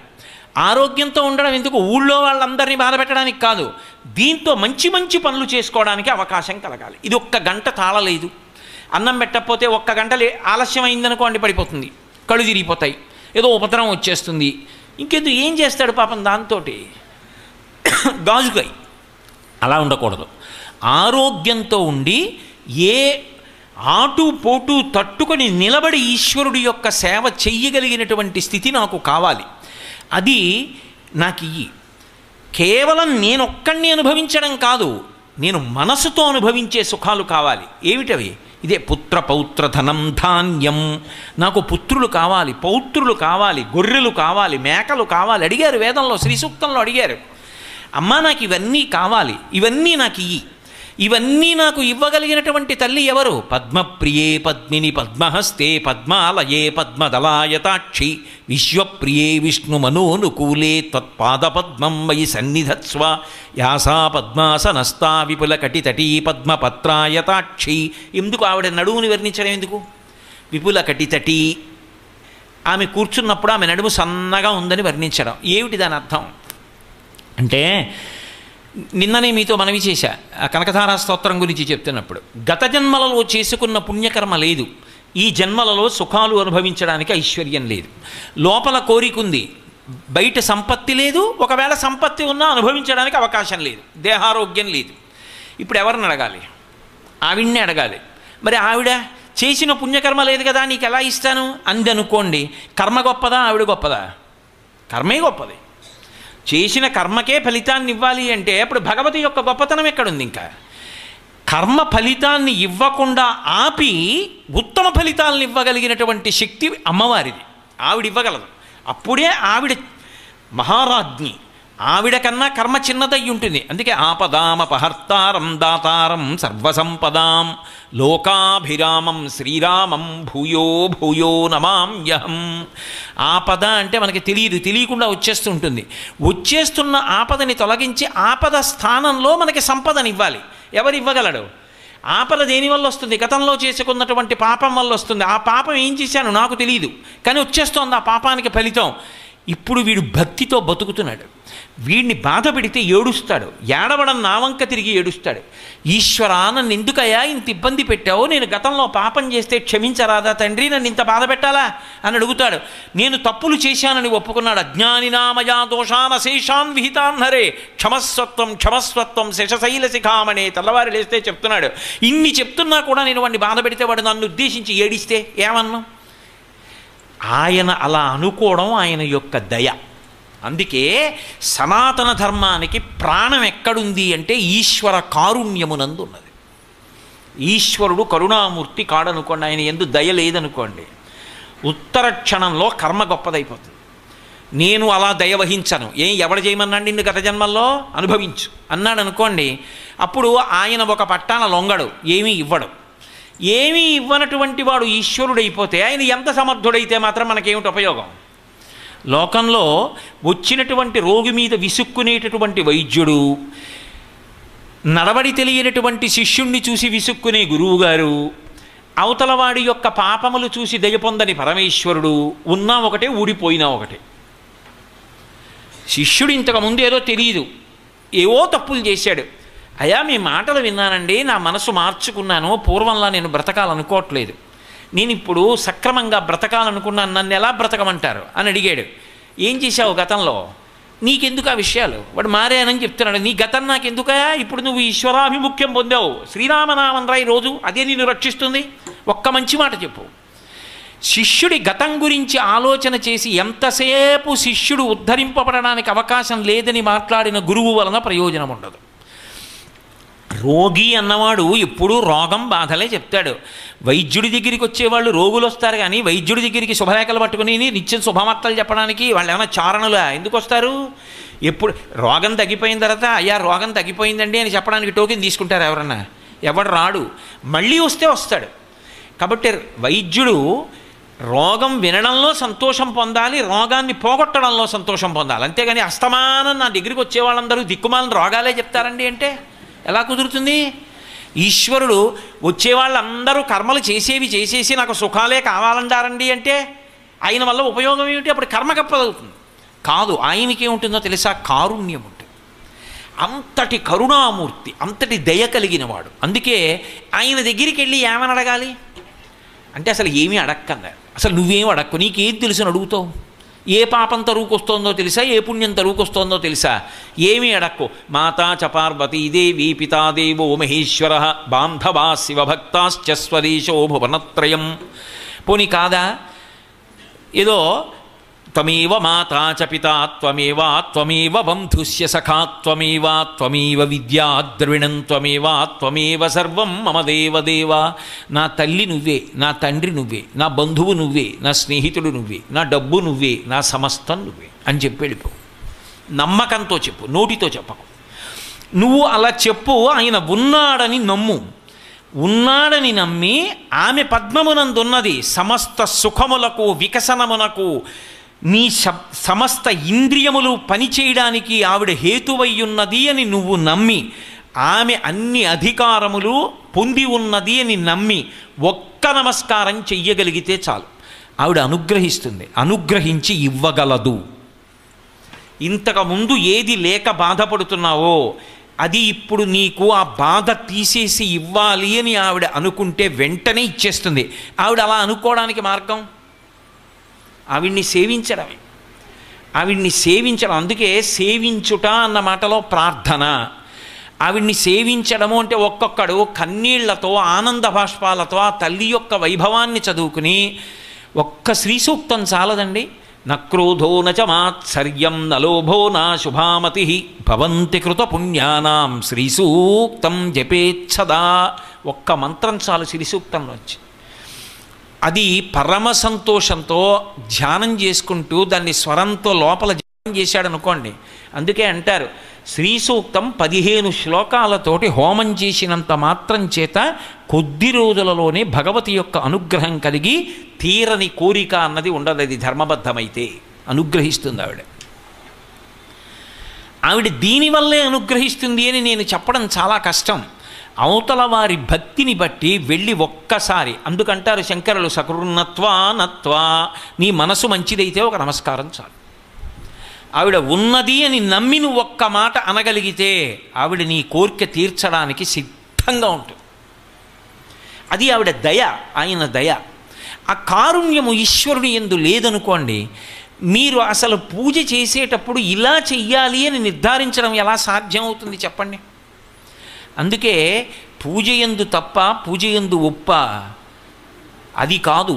లోపలి మనసుని చూసేవాడెవరు అంటే ఆయన. లోపలి మనసుని చూసేదెవరు అంటే ఆ తల్లి. వాళ్ళు అయ్యో పాపం ఆర్తి పొందుతున్నాడే, నన్ను నమ్ముకున్నాడే, గత జన్మలలో చేసుకున్నటువంటి పాప ఫలితంగా ఈ జన్మలో ఆమె తల్లి కాకూడదు. కానీ ఆమె ఎవరికో చెప్పలేదు. ఈశ్వరా నిన్ను నమ్ముకున్నాను, అమ్మా అని నన్ను పిలిపించవా? నువ్వు నాకు అమ్మవి నాన్నవే, నిన్ను అన్ని మాటలు అమ్మా అమ్మా అమ్మా అమ్మా అని అడుగుతున్నానే, నన్ను అమ్మా అని పిలిపించవా అని ఏడ్చింది. ఆ ఒక్క మాట చాలు. పుట్టు గొడ్రాళ్లకు బిడ్డలిచే గోవిందుడే వేడుకొందామా అన్నాడందమయ్య. అందుకే ఒక్కసారి వేడుకుంటే చాలు, కరుణాభరితుడు కనుక కోరిక తీరుస్తాడు. కరుణ లేదు, కర్మ గొప్పదై కూర్చుంటుంది, చేసిన పాపము చేత కోరికలు తీరం. అందుకొచ్చింది కనకధార. శంకరాచార్యుల వారు దానికి విరుగుడుగా లోకానికి కనకధారా స్తోత్రం ఇచ్చారు. అందుకే అంత అమ్మవారి కారుణ్యం, అమ్మవారి చూపులు, అమ్మవారి కారుణ్యం, అమ్మవారి చూపులు అవే వర్ణించారు దాని నిండా. అందుకే అమ్మవారి యొక్క ప్రథమ లక్షణం ఏమి అంటే లక్ష్మీదేవి యొక్క ప్రథమ లక్షణము కారుణ్యము. ఆవిడ రాశీభూతమైనటువంటి దయాస్వరూపిణి. ఎన్ని దోషములు చేసినవాడు కానివ్వండి, ఒక్కసారి ఇలా అంటే చాలు. ఒక గడుసు కవి ఒక మాట అన్నాడు, ఇత పూర్వం ఇలా అనలేదు, ఇన్ని జన్మలెత్తాను, ఈశ్వర త్రికరణ శుద్ధిగా ఇలా అన్నాను, ఇంకొకసారి అనను, అనడానికి నాకు శరీరం ఉండదు, ఇక్కడతో సరే అన్నాడు. ఒక్క నమస్కారం చాలు.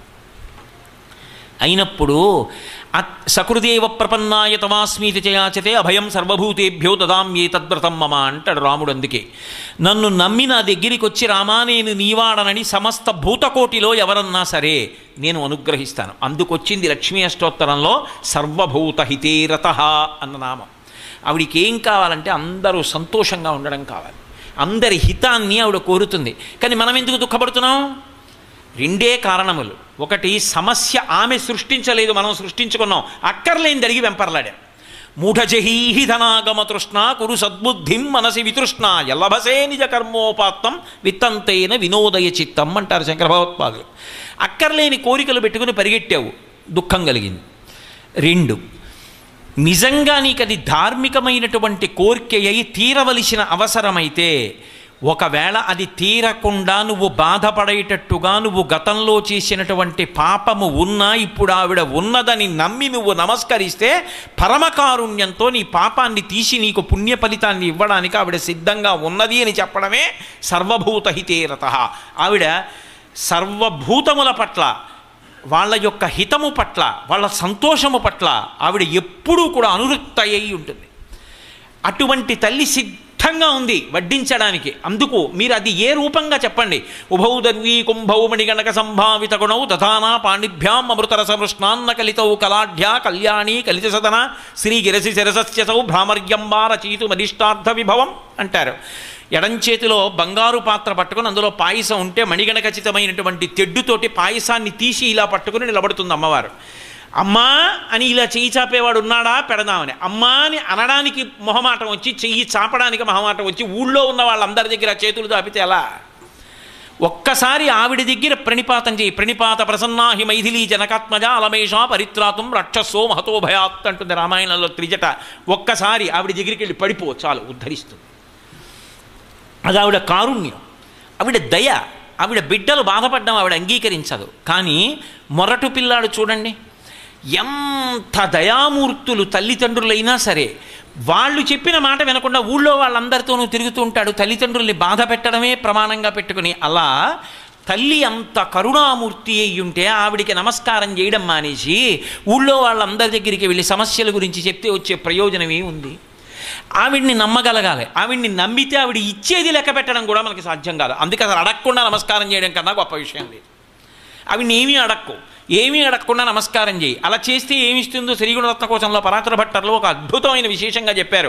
ఐశ్వర్యమక్షరగతిం పరమం పదం వా కస్మై తంజలిభరం బహతే వితీర్య అస్మైన కించితం కృతం ఇత్యదాంభ తం లజ్జసే కదయకోయ ఉదారభావ అన్నారు. ఉదారభావ అపారమైనటువంటి కరుణా సముద్రము కాబట్టి ఆవిడ ఒక్కసారి ఇలా అన్నట్టెవరో, ఇలా త్రికరణ శుద్ధిగా ఆవిడ ఉన్నది అని నమ్మి నమస్కారం చేశాడు. నమస్కారం చేసినందుకు ఆవిడ ఏం చేసిందంటే ఐశ్వర్యమక్షరగతిం పరమం పదం వా, ఇక్కడ పొందవలసినంత ఐశ్వర్యాన్ని ఇచ్చింది, దీర్ఘాయుర్దాయం ఇచ్చింది, ఆరోగ్యం ఇచ్చింది, పుత్రుల్నిచ్చింది, పౌత్రుల్నిచ్చింది, గుర్రాలిచ్చింది, ఏనుగులిచ్చింది, ఇళ్ళిచ్చింది, వాహనాలిచ్చింది, ఐశ్వర్యం ఇచ్చింది, ఇన్ని ఇచ్చింది. ఇన్ని ఇచ్చి అనాయాసేన మరణం వినా దైన్యేన జీవితం కదూ, బాధపడి శరీరం విడిచిపెట్టకూడదు. అనాయాసంగా శరీరం నుంచి విడిపడిపోయాడు. విడిపోయిన తర్వాత అయ్యో వీడి జీవుడు మామూలుగా ప్రయాణం చెయ్యడం ఏమిటని నారాయణుణ్ణి చెయ్యి పట్టుకుని గరుత్మంత వాహనం మీద వచ్చింది. వస్తే నారాయణుడు చెయ్యెత్తి పైకెత్తి గరుత్మంత వాహనం మీద కూర్చోబెట్టుకుని తీసుకెడుతున్నాడు. తీసుకెడుతుంటే ఈయన స్వామి మీరు కనపడుతున్నారు, అమ్మేది అని అడిగాడు.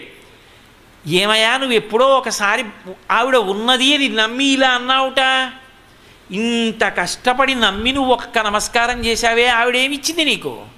ఉన్నన్నాళ్ళు ఐశ్వర్యం ఇచ్చింది, పుత్రపౌత్రులు ఇచ్చింది, గుర్రాలు ఇచ్చింది, ఏనుగులు ఇచ్చింది, గొర్రెలు ఇచ్చింది, మేకలు ఇచ్చింది, ఐశ్వర్యం ఇచ్చింది, సంపత్తిని ఇచ్చింది, దీర్ఘాయుర్దాయం ఇచ్చింది, ఆరోగ్యం ఇచ్చింది, చిట్ట చివర అనాయాసంగా శరీరం నుంచి విడిపడిపోయే స్థితిని ఇచ్చింది, నన్ను తీసుకొచ్చింది, చెయ్యి పట్టుకుని పైకి ఎత్తించింది, గరుత్మంత వాహనం మీద ఎక్కించింది. ఇంతకన్నా నేనేమీ చేయలేకపోయానని సిగ్గుపడి ఎర్రని లక్ష్మి మరింత ఎర్రబడి పరదాచాట్ల నించుంది. చూడవయా అంటట తం లజ్జసే కదయకోయి ద్వారభావ. అది ఆవిడ కారుణ్యం. ఎక్కడున్నా ఆవిడ వాత్సల్య స్వరూపిణి. ఈశానాం జగతౌస్య వెంకటపతేర్విష్ణోహ పరాం ప్రేయసీం తద్వక్షస్థల నిత్యమా సరసికాం తక్షాంతి సంవర్ధినీం పద్మాలంకృత పాణిపల్లవయుగాం పద్మాసనస్తాం శ్రియం వాత్సల్యాదిగుణోజ్వలాం భగవతీం వందే జగన్మాతరం. ఆమె జగత్తులకన్నిటికీ తల్లి కాబట్టి అటువంటి తల్లి ఎవరున్నదో ఆ తల్లి యొక్క ప్రధాన లక్షణం కారుణ్యం. అందుకని ఆవిడ్ని పూజించడం, ఆరాధించడం అన్నది వచ్చింది. ఇప్పుడు సమస్యకి పరిష్కారం ఆవిడే. ఇప్పుడు మనం బాగున్నాం, తర్వాత కూడా బాగుండాలి, అందరూ బాగుండాలి.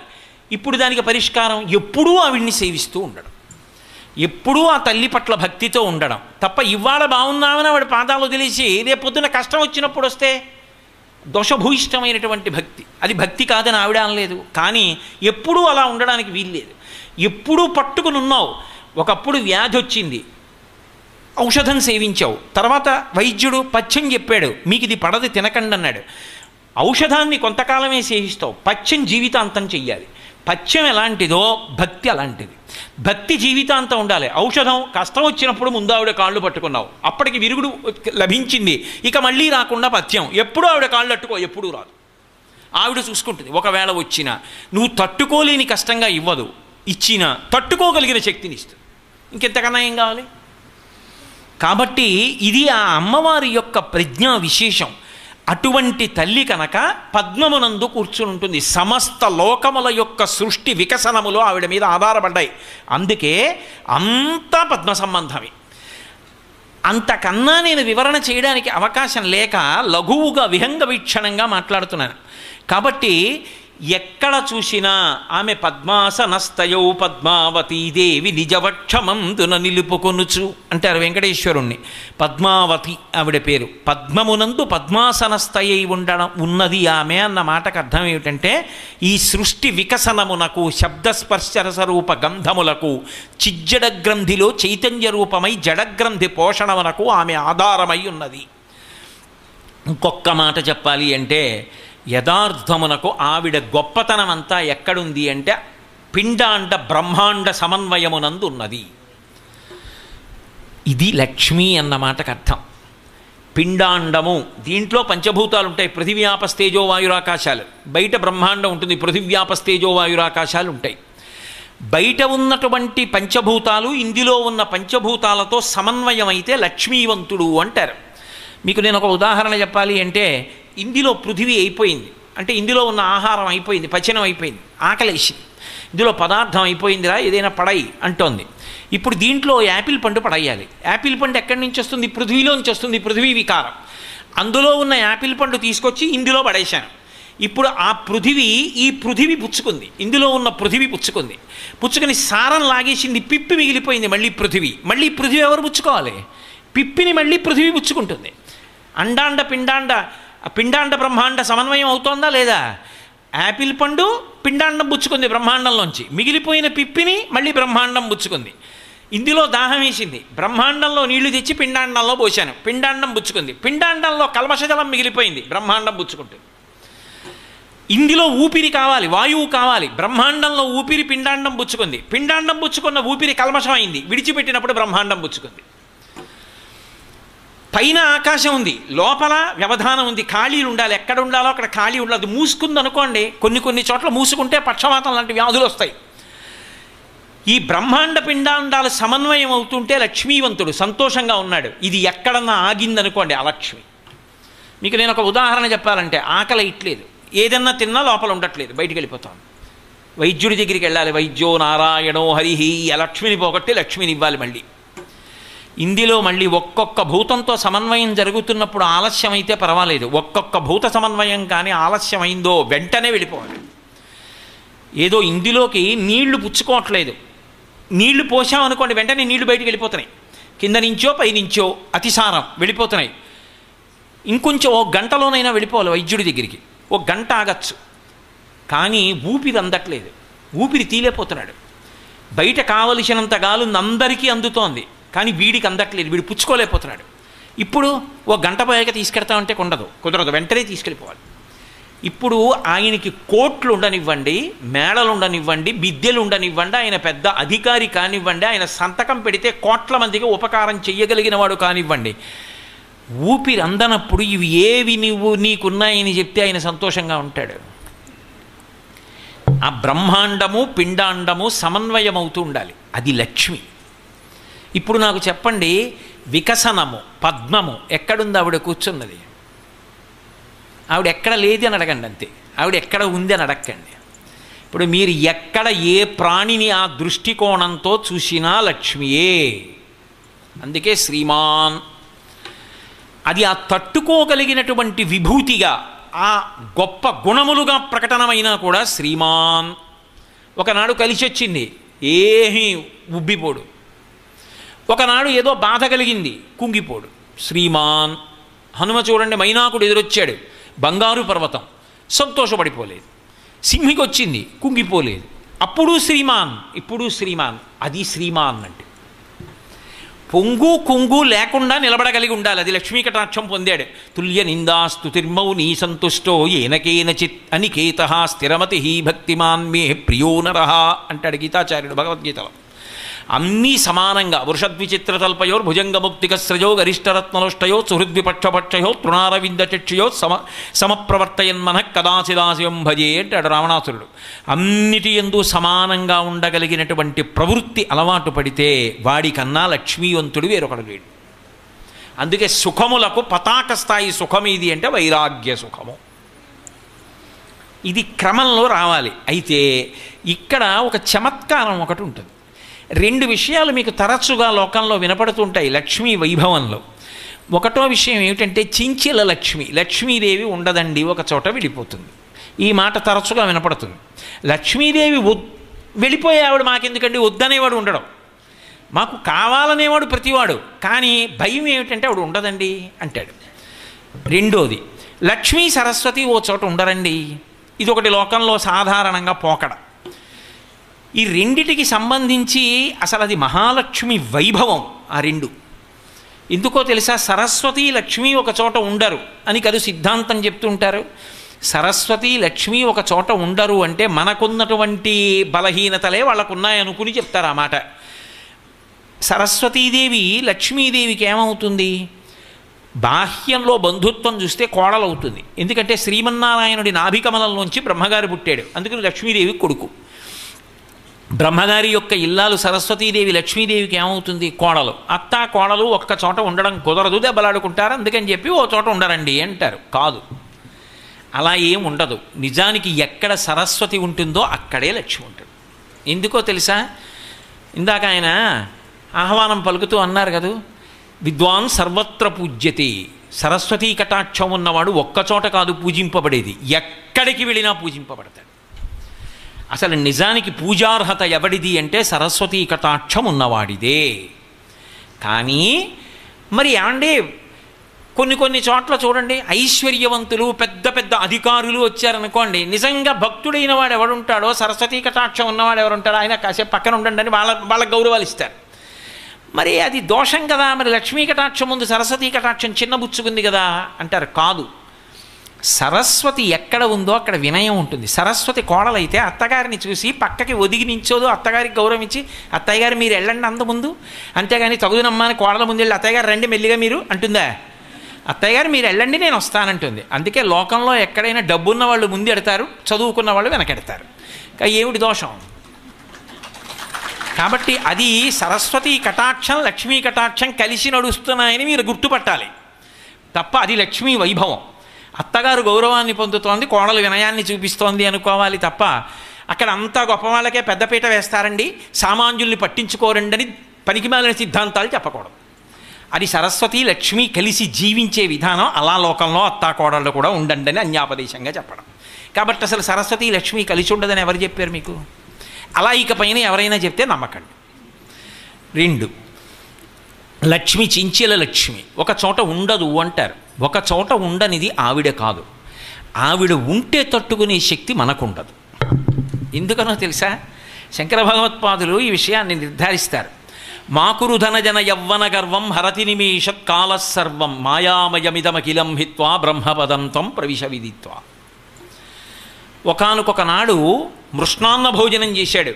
అన్ని పదార్థాలు శుభ్రంగా అర్ధశేరు బియ్యపు అన్నం తిని బ్రేవుమని తెంచి వెళ్ళి పడుకునేవాడు. అంత అన్నం తిని ఓ మైలు దూరం నడిచి వెళ్ళిపోయేవాడు. చక్కగా ఎంత పని అయినా చేసేవాడు. ఇప్పుడా ఇంత అన్నం తింటాడు. ఏది? ఆవిడ వెళ్ళిపోయింది, వీడికి శక్తి తగ్గిపోయింది. కాలమునందు మెరుపు లక్ష్మి. మెరుపు, అందుకే నిన్న మీతో నేను చెప్పా ఆవిడ ఆవిర్భావం గురించి. మెరుపులా అని ఎందుకంటారంటే లక్ష్మీదేవిని అన్ని కాలముల యందు అనుభవించగలిగిన శక్తి నీకుండదు. మీరు చూడండి, శంకర భగవత్పాదులు ఓ మాట అంటారు, యావత్విత్తోపర్జన సక్త స్థావన్ నిజ పరివారో రక్త పశ్చాజ్జీవతి జర్జర దేహే పార్తాకోపిన పృచ్ఛతి గేహే. బాగా డబ్బు సంపాదించాడు ఒక ఆయన, పాపం ధార్మికంగానే సంపాదించాడు. ఆయన వెడుతుంటే పనున్నా లేకపోయినా ఎదురొచ్చి పిలుస్తారు, అయ్యా బాగున్నారా అండి, వరుసలు కలుపుతారు, బాబాయ్ గారు అంటారు, మామయ్య గారు అంటారు, బావగారు అంటారు, అన్నయ్య గారు అంటారు, గురువు గారు అంటారు, మా యజమాని గారు అంటారు, నమస్కారాలు పెడతారు. ఆయనకి వృద్ధాప్యం వచ్చేసింది, పాపం ఉండిపోతాడేంటి మరి అలాగా, రాదు షడ్వికారాల్లో. ఆయన జర్జరీభూతం అయ్యాడు, ఇప్పుడు తిరగలేడు ఆయన. అందుకని ఆయన లోపల ఓ గదిలో మంచం మీద పడుకుని ఉంటాడు. ఇప్పుడు ఎవరు చక్క పెడుతున్నారు? కొడుకు చక్క పెడుతున్నాడు. ఆ కొడుకు తిరుగుతున్నాడు. ఇప్పుడు ఆ కొడుకు తిరుగుతుంటే మళ్ళీ ఇప్పుడు అన్నయ్య గారండి, బావగారండి, బాబాయ్ గారండి, పెదనాన్నగారండి ఆయన అంటారు. అయ్యా మీ నాన్నగారు ఎలా ఉన్నారు అని అడిగేవాడు ఉండడు. శుభలే కట్టుకొచ్చి కొడుక్కి ఇచ్చి బాగుండదని నాన్నగారు అన్నారంటే లోపల పడుకున్నారండి అంటే లోపలికి వచ్చి ఏదో తాతగారండోయో బాబాయ్యో పెద్దనాన్నో ఏదో అని, ఏదో మా ఇంట్లో వివాహం ఉంది, మీ అబ్బాయిని తప్పకుండా పంపించండి, పాప మీరు వస్తే బాగుంటుందని ఉంది, కానీ పెద్దవారు పాపం మీరేం వస్తారులేండి అంటే అడుగుతీ. రమ్మంటే ఆయన వస్తాడో రాడో తర్వాత విషయం. వార్తాకోపిన పృచ్ఛతిగేహి, ఎవడరా నిన్ను అడిగేవాడు? ఇప్పుడు నాకు చెప్పండి, లక్ష్మి లేక భోగం పోయిందా, లక్ష్మి ఉండి నీకు లోకమునకుండేటటువంటి ప్రవృత్తి చేత నీ శరీరం వరకు పటుత్వం పోవడం చేత పోయిందా? పటుత్వం పోకుండా ఎలా ఉంటావు? ఇది మత్స్యలోకం, విపరిణీయతే, మారిపోతుందంతే శరీరం.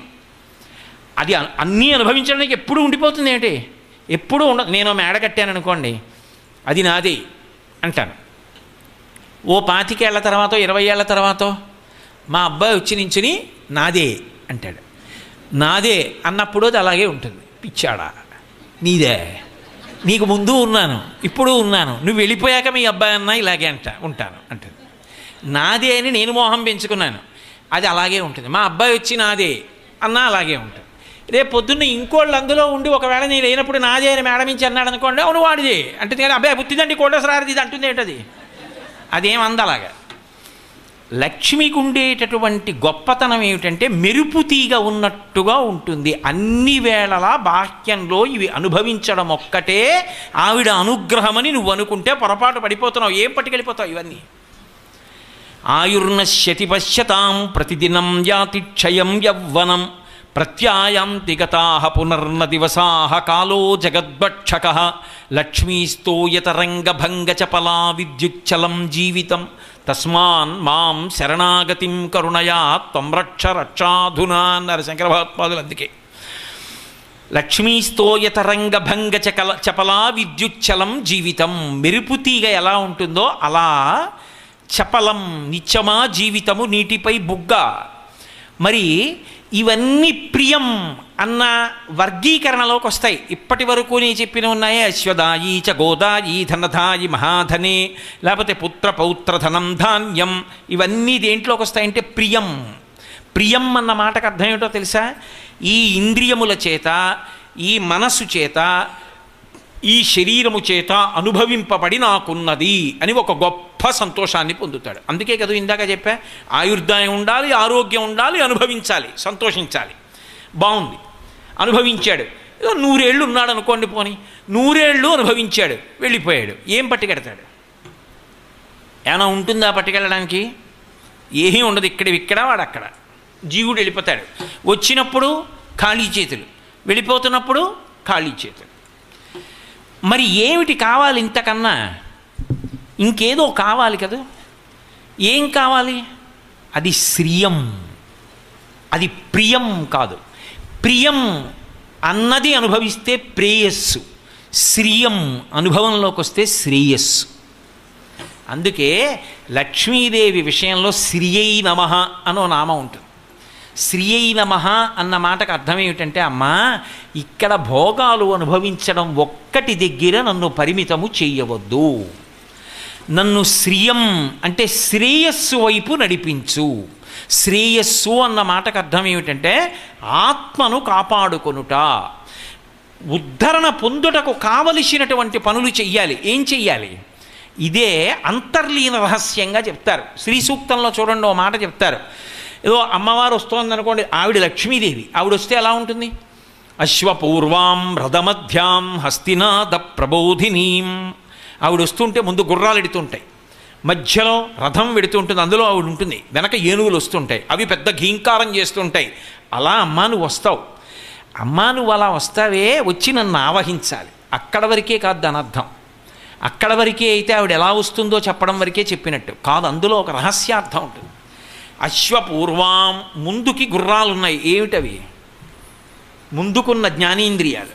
ఈ కన్ను ముందుకు చూస్తుంది, ఈ చెవి బయట నుంచి వచ్చినవి వింటుంది, ఈ ముక్కు బయట నుంచి వచ్చింది వాసన చూస్తుంది, నాలుక బయట నుంచి వచ్చింది రుచి చూస్తుంది, చర్మం బయట నుంచి వచ్చింది రుచి చెప్తుంది. ఎన్నాళ్ళు? దీంతో చిత్తున్నన్నాళ్ళు. తర్వాత జీవుడు ఏమైపోతాడు? అశ్వపూర్వాం, ఇంద్రియములు ముందుకున్నాయి. రథమధ్యాం, జీవుడు ఇందులో ఈ శరీరం అన్న రథంలో ఉన్నాడు. వెనక హస్తినాద ప్రబోధినీం, నా వెనక ఓ పెద్ద ఏనుగు హీంకారం చేస్తోంది. ఏమిటది? అహంకారం. అందుకే ఎక్కడ క్రోధాన్ని అహంకారాన్ని చెప్పినా ఏనుగుతో చెప్తారు. ఎందుకంటే ఏనుగు కన్నా పెద్ద శరీరము లేదు, ఏనుగు కన్నా భూమి మీద పైకి ఎగరగలిగిన ప్రాణి లేదు. దాని శరీరమే దానికి బరువు, అందుకని అది పైకి ఎగరలేదు. పృథిశక్తిన్ గజమాజలగ్రహముతో పెక్కేండ్లు పోరాడి సంశిథిలంబై తనలావు వైరి బలముంచింతించి మిథ్యామనోరథమింకేటికి దీని గల్వ సరిపోరంజాల రాదంతు ఇట్లనే పూర్వపుణ్య ఫలసవ్య జ్ఞాన సంపత్తితో అంటారు పోతన గారు గజేంద్ర మోక్షణంలో. పృథిశక్తిన్, ఇది ఎగరలేదు భూమి కన్నా పైకి. అహంకారం ఇలా చూపించి నేనంటున్నావు. ఈ తిత్తిలోకి ఓ 55 ఏళ్ల క్రితం వచ్చావు. ఈ తిత్తిలో ఇంకెంతకాలం ఉంటావు? ఇవన్నీ తిత్తి ఉంటున్నావు. ఈ తిత్తి ఒకనాడు కాలిపోతుంది. లోపల ఉన్నవాడు ఏమైపోతాడు అప్పుడు? అస్తమానం అయిందానికి కాందానికి నా అంతవాణ్ణి నేను, నా అంతవాణ్ణి నేను, నా అంతవాణ్ణి నేను. ఏదో ఒక్కటి ఈశ్వరుడు ఇచ్చిన విభూతి ఉంది.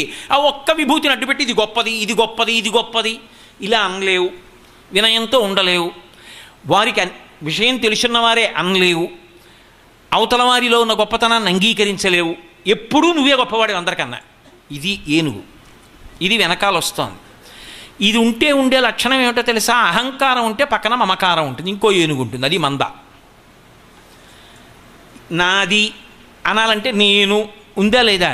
నేను ఉంటే కదూ నాది. నేను అనగానే నా లాల్చి, నా ఉపన్యాసం, నా పూలదండ, నా ఉంగరాలు, నా రుద్రాక్షలు, నా పంచ, ఎన్ని నాదులు? ఒక్క నేనికి ఎన్ని నాదులు? ఇప్పుడు అదంతా పెద్ద సమూహమైన వెనకాల ఏనుగులు. ఇవన్నీ అరుపులు. ఇవేం ఉత్తినే ఉంటాయేమిటి? ఎన్ని నాదులో! నాకు ఇల్లు ఉందండి, నాకు ఉద్యోగం ఉందండి. నేను వినేది వీడి మాట. నెలకింత సంపాదిస్తున్నాను తెలుసా నేను? ఏమిటో అనుకుంటున్నాడు. 2 గంటల ఉపన్యాసం చెప్పాను తెలుసా? ఇటు వీడే చెప్పినట్టు. ఆవిడ అనుగ్రహం లేకపోతే ఏం చెప్తాడు? ఈ అహంకారం వెనకాతలు వస్తోంది. మధ్యలో రథంలో జీవుడు ఉన్నాడు, ముందు ఇంద్రియాలు ఉన్నాయి. నా బతుకు ఏమైపోతుందమ్మా? నువ్వేం చేయాలి? ఇక్కడ నేను ఇలా ఉండి నలుగుతున్నాను, నువ్వు అలా ఉండి వైభవంగా వస్తున్నావు. అది నువ్వు వచ్చే స్థితి. అశ్వపూర్వాం రథమధ్యాం హస్తినాద ప్రబోధినీం. అలా వచ్చే ఓ తల్లి నువ్వేం చెయ్యాలో తెలుసా? నన్ను ఉద్ధరించాలి. ఎలా అంటే ఈ ఇంద్రియములనేటటువంటి గుర్రాలు నన్ను లాగేయకుండా కాపాడాలి, నియంత్రించాలి. నియంత్రించడం అంటే కళ్ళు తీసేసి, ముక్కు తీసేసి, చెవులు తీసేసి కాదు. ఈ వీటి పద్ధతి మారాలి, మనసు మారాలి. ఎలా అంటే ఇంతకుముందు ఇంద్రియాలు ఉన్నాయి. ఈ కళ్ళతో చూస్తే కనపడ్డ నదరగా ఉన్నవన్నీ నావి కావాలని చూసేవాడు. ఇప్పుడు ఏదైనా శోభస్కరంగా కనపడింది అనుకోండి, ఆ తల్లి లక్ష్మీదేవి, అందుకే ఆ శోభ అంటాడు. ఇప్పుడు ఆయనకి అది భగవత్ప్రసాదం, అమ్మవారి అనుగ్రహం. అలా చూడగలిగిన స్థితి కావాలి. అందుకే కమలాక్షు నర్చించు కరములు కరములు శ్రీనాథు వర్ణించు జిహ్వ జిహ్వ సురరక్షకుని చూచు చుట్కులు చుట్కులు శేషసాయికి మృక్కు శిరము శిరము విష్ణునాకర్ణించు వీనులు వీనులు మధువైరిద విలిన మనము మనము భగవంతు బలగును పదములు పదములు పురుషోత్తముని మీది బుద్ధి బుద్ధి దేవదేవుని చింతించు దినము దినము చక్రహస్తుని ప్రకటించు చదువు చదువు కుంభినీదవు చెప్పెడి గురుడు గురుడు తండ్రి హరిజేరుమని ఎడి తండ్రి తండ్రి. అప్పుడు ఇంద్రియాలున్నాయి, ఇప్పుడు ఇంద్రియాలున్నాయి. అప్పుడు ఇంద్రియాలు విచ్చలవిడిగా లాగేసాయి. ఇప్పుడు ఇంద్రియాలు ఈశ్వరాభిముఖ్యాన్ని పొందాయి. మనసుతో కలిసి కంటితో ఎప్పుడు ఆ స్వామి రూపాన్ని చూస్తూ ఉంటాడు. ఓ జలపాతం కనపడింది అనుకోండి, ఈశ్వర ఏమి సృష్టించావయ్యా, అంత కొండ, దాని మించి ఆ జలధార, ఆ చప్పుడా, అంత సముద్రమా, అందులోంచి కెరటాలా, నిత్యఘోష, సముద్రం మధ్యలో కెరటాలు ఉండవా, అనంతమైన జలరాశ, ఎలా సృష్టించావయ్యా. ఏది చూసినా ఈశ్వరుణ్ణి చూస్తుంటాడు. లోచూపు ఈశ్వరుణ్ణి, పైచూపు పదార్థాన్ని. తాను ఇంతకుముందు లెక్కలు నేర్చుకున్నాడు. నేను గణిత శాస్త్రంలో ఎంత గొప్పవాడినో తెలుసా అండి, ఇన్ని బిరుదులు ఉన్నాయి నాకు అనేవాడు. ఇప్పుడు అంటున్నాడు లోచూపు మారింది. ఇప్పుడు అంటున్నాడు నాకు సంఖ్యలలో పెద్ద పెద్దవి తెలుసు, ఏదో అంకె పక్కన ఇన్ని వేస్తే ఎంత పెద్ద సంఖ్య వరకు పెడుతుందో తెలుసు. కానీ నేను నేర్చుకున్న గణిత శాస్త్రం ఈశ్వరుడి సృష్టిలో ఎన్ని చెట్లు ఉన్నాయో లెక్క పెట్టడానికి సరిపోలేదు. అన్ని సృష్టించిన వాడు గణిత శాస్త్రానికి అందడు, వాడి గణిత శాస్త్రం కన్నా గొప్పవాడు అన్నాడు. ఇప్పుడు పూర్వం నేను భూగోళ శాస్త్రం అంతా చదువుకున్నాను, పర్వతాలు ఎలా వచ్చాయో, మైదానాలు ఎలా వచ్చాయో, పీఠభూములు ఎలా వచ్చాయో నాకు తెలుసనేవాడు. ఇప్పుడు అంటున్నాడు చదువుకోవడానికే నాకు ఇన్నాళ్ళు పట్టి జ్ఞాపకం పెట్టుకున్నవి కొద్దిగా అయితే ఇన్ని సృష్టించిన వాడు ఎంత గొప్పవాడు, కొత్త కొత్త విషయాలు తెలుస్తూనే ఉన్నాయన్నాడు. ఇప్పుడు ఆయన చదువుకున్న చదువు ఎక్కడ ఒరిగిపోయింది, అది చదివించిరి నలుగురువులు చదివితి ధర్మార్థముఖ్య శాస్త్రంబులునే చదివినవి కలవు పెక్కులు చదువులలో మర్మమెల్ల చదివితి తండ్రి అన్నాడు ప్రహ్లాదుడు. అదిగో అలా ఒరిగిపోతే ఇంద్రియములు ఇప్పుడు అవి దోషభూయిష్టములు కావు. ఇంద్రియములు వశపడ్డం దేని వలన అంటే భగవంతుడితో అనుసంధానం అగుట వలన. ఇంతకుముందు చూసిన ప్రతి దాంట్లో ఆ శోభని చూసి నాది కావాలనేవాడు. ఇప్పుడు తన కంటి ముందు కనపడిన శోభ ఆ లక్ష్మీదేవిది, అమ్మవారు మహాతల్లి అంటున్నాడు. పాలు అని పూర్వం ఇలా ఎడంచేత్తో తీసి అలా పెట్టేవాడు, ఇప్పుడు ఆ పదార్థాన్ని సృష్టించింది లక్ష్మి మహాతల్లి.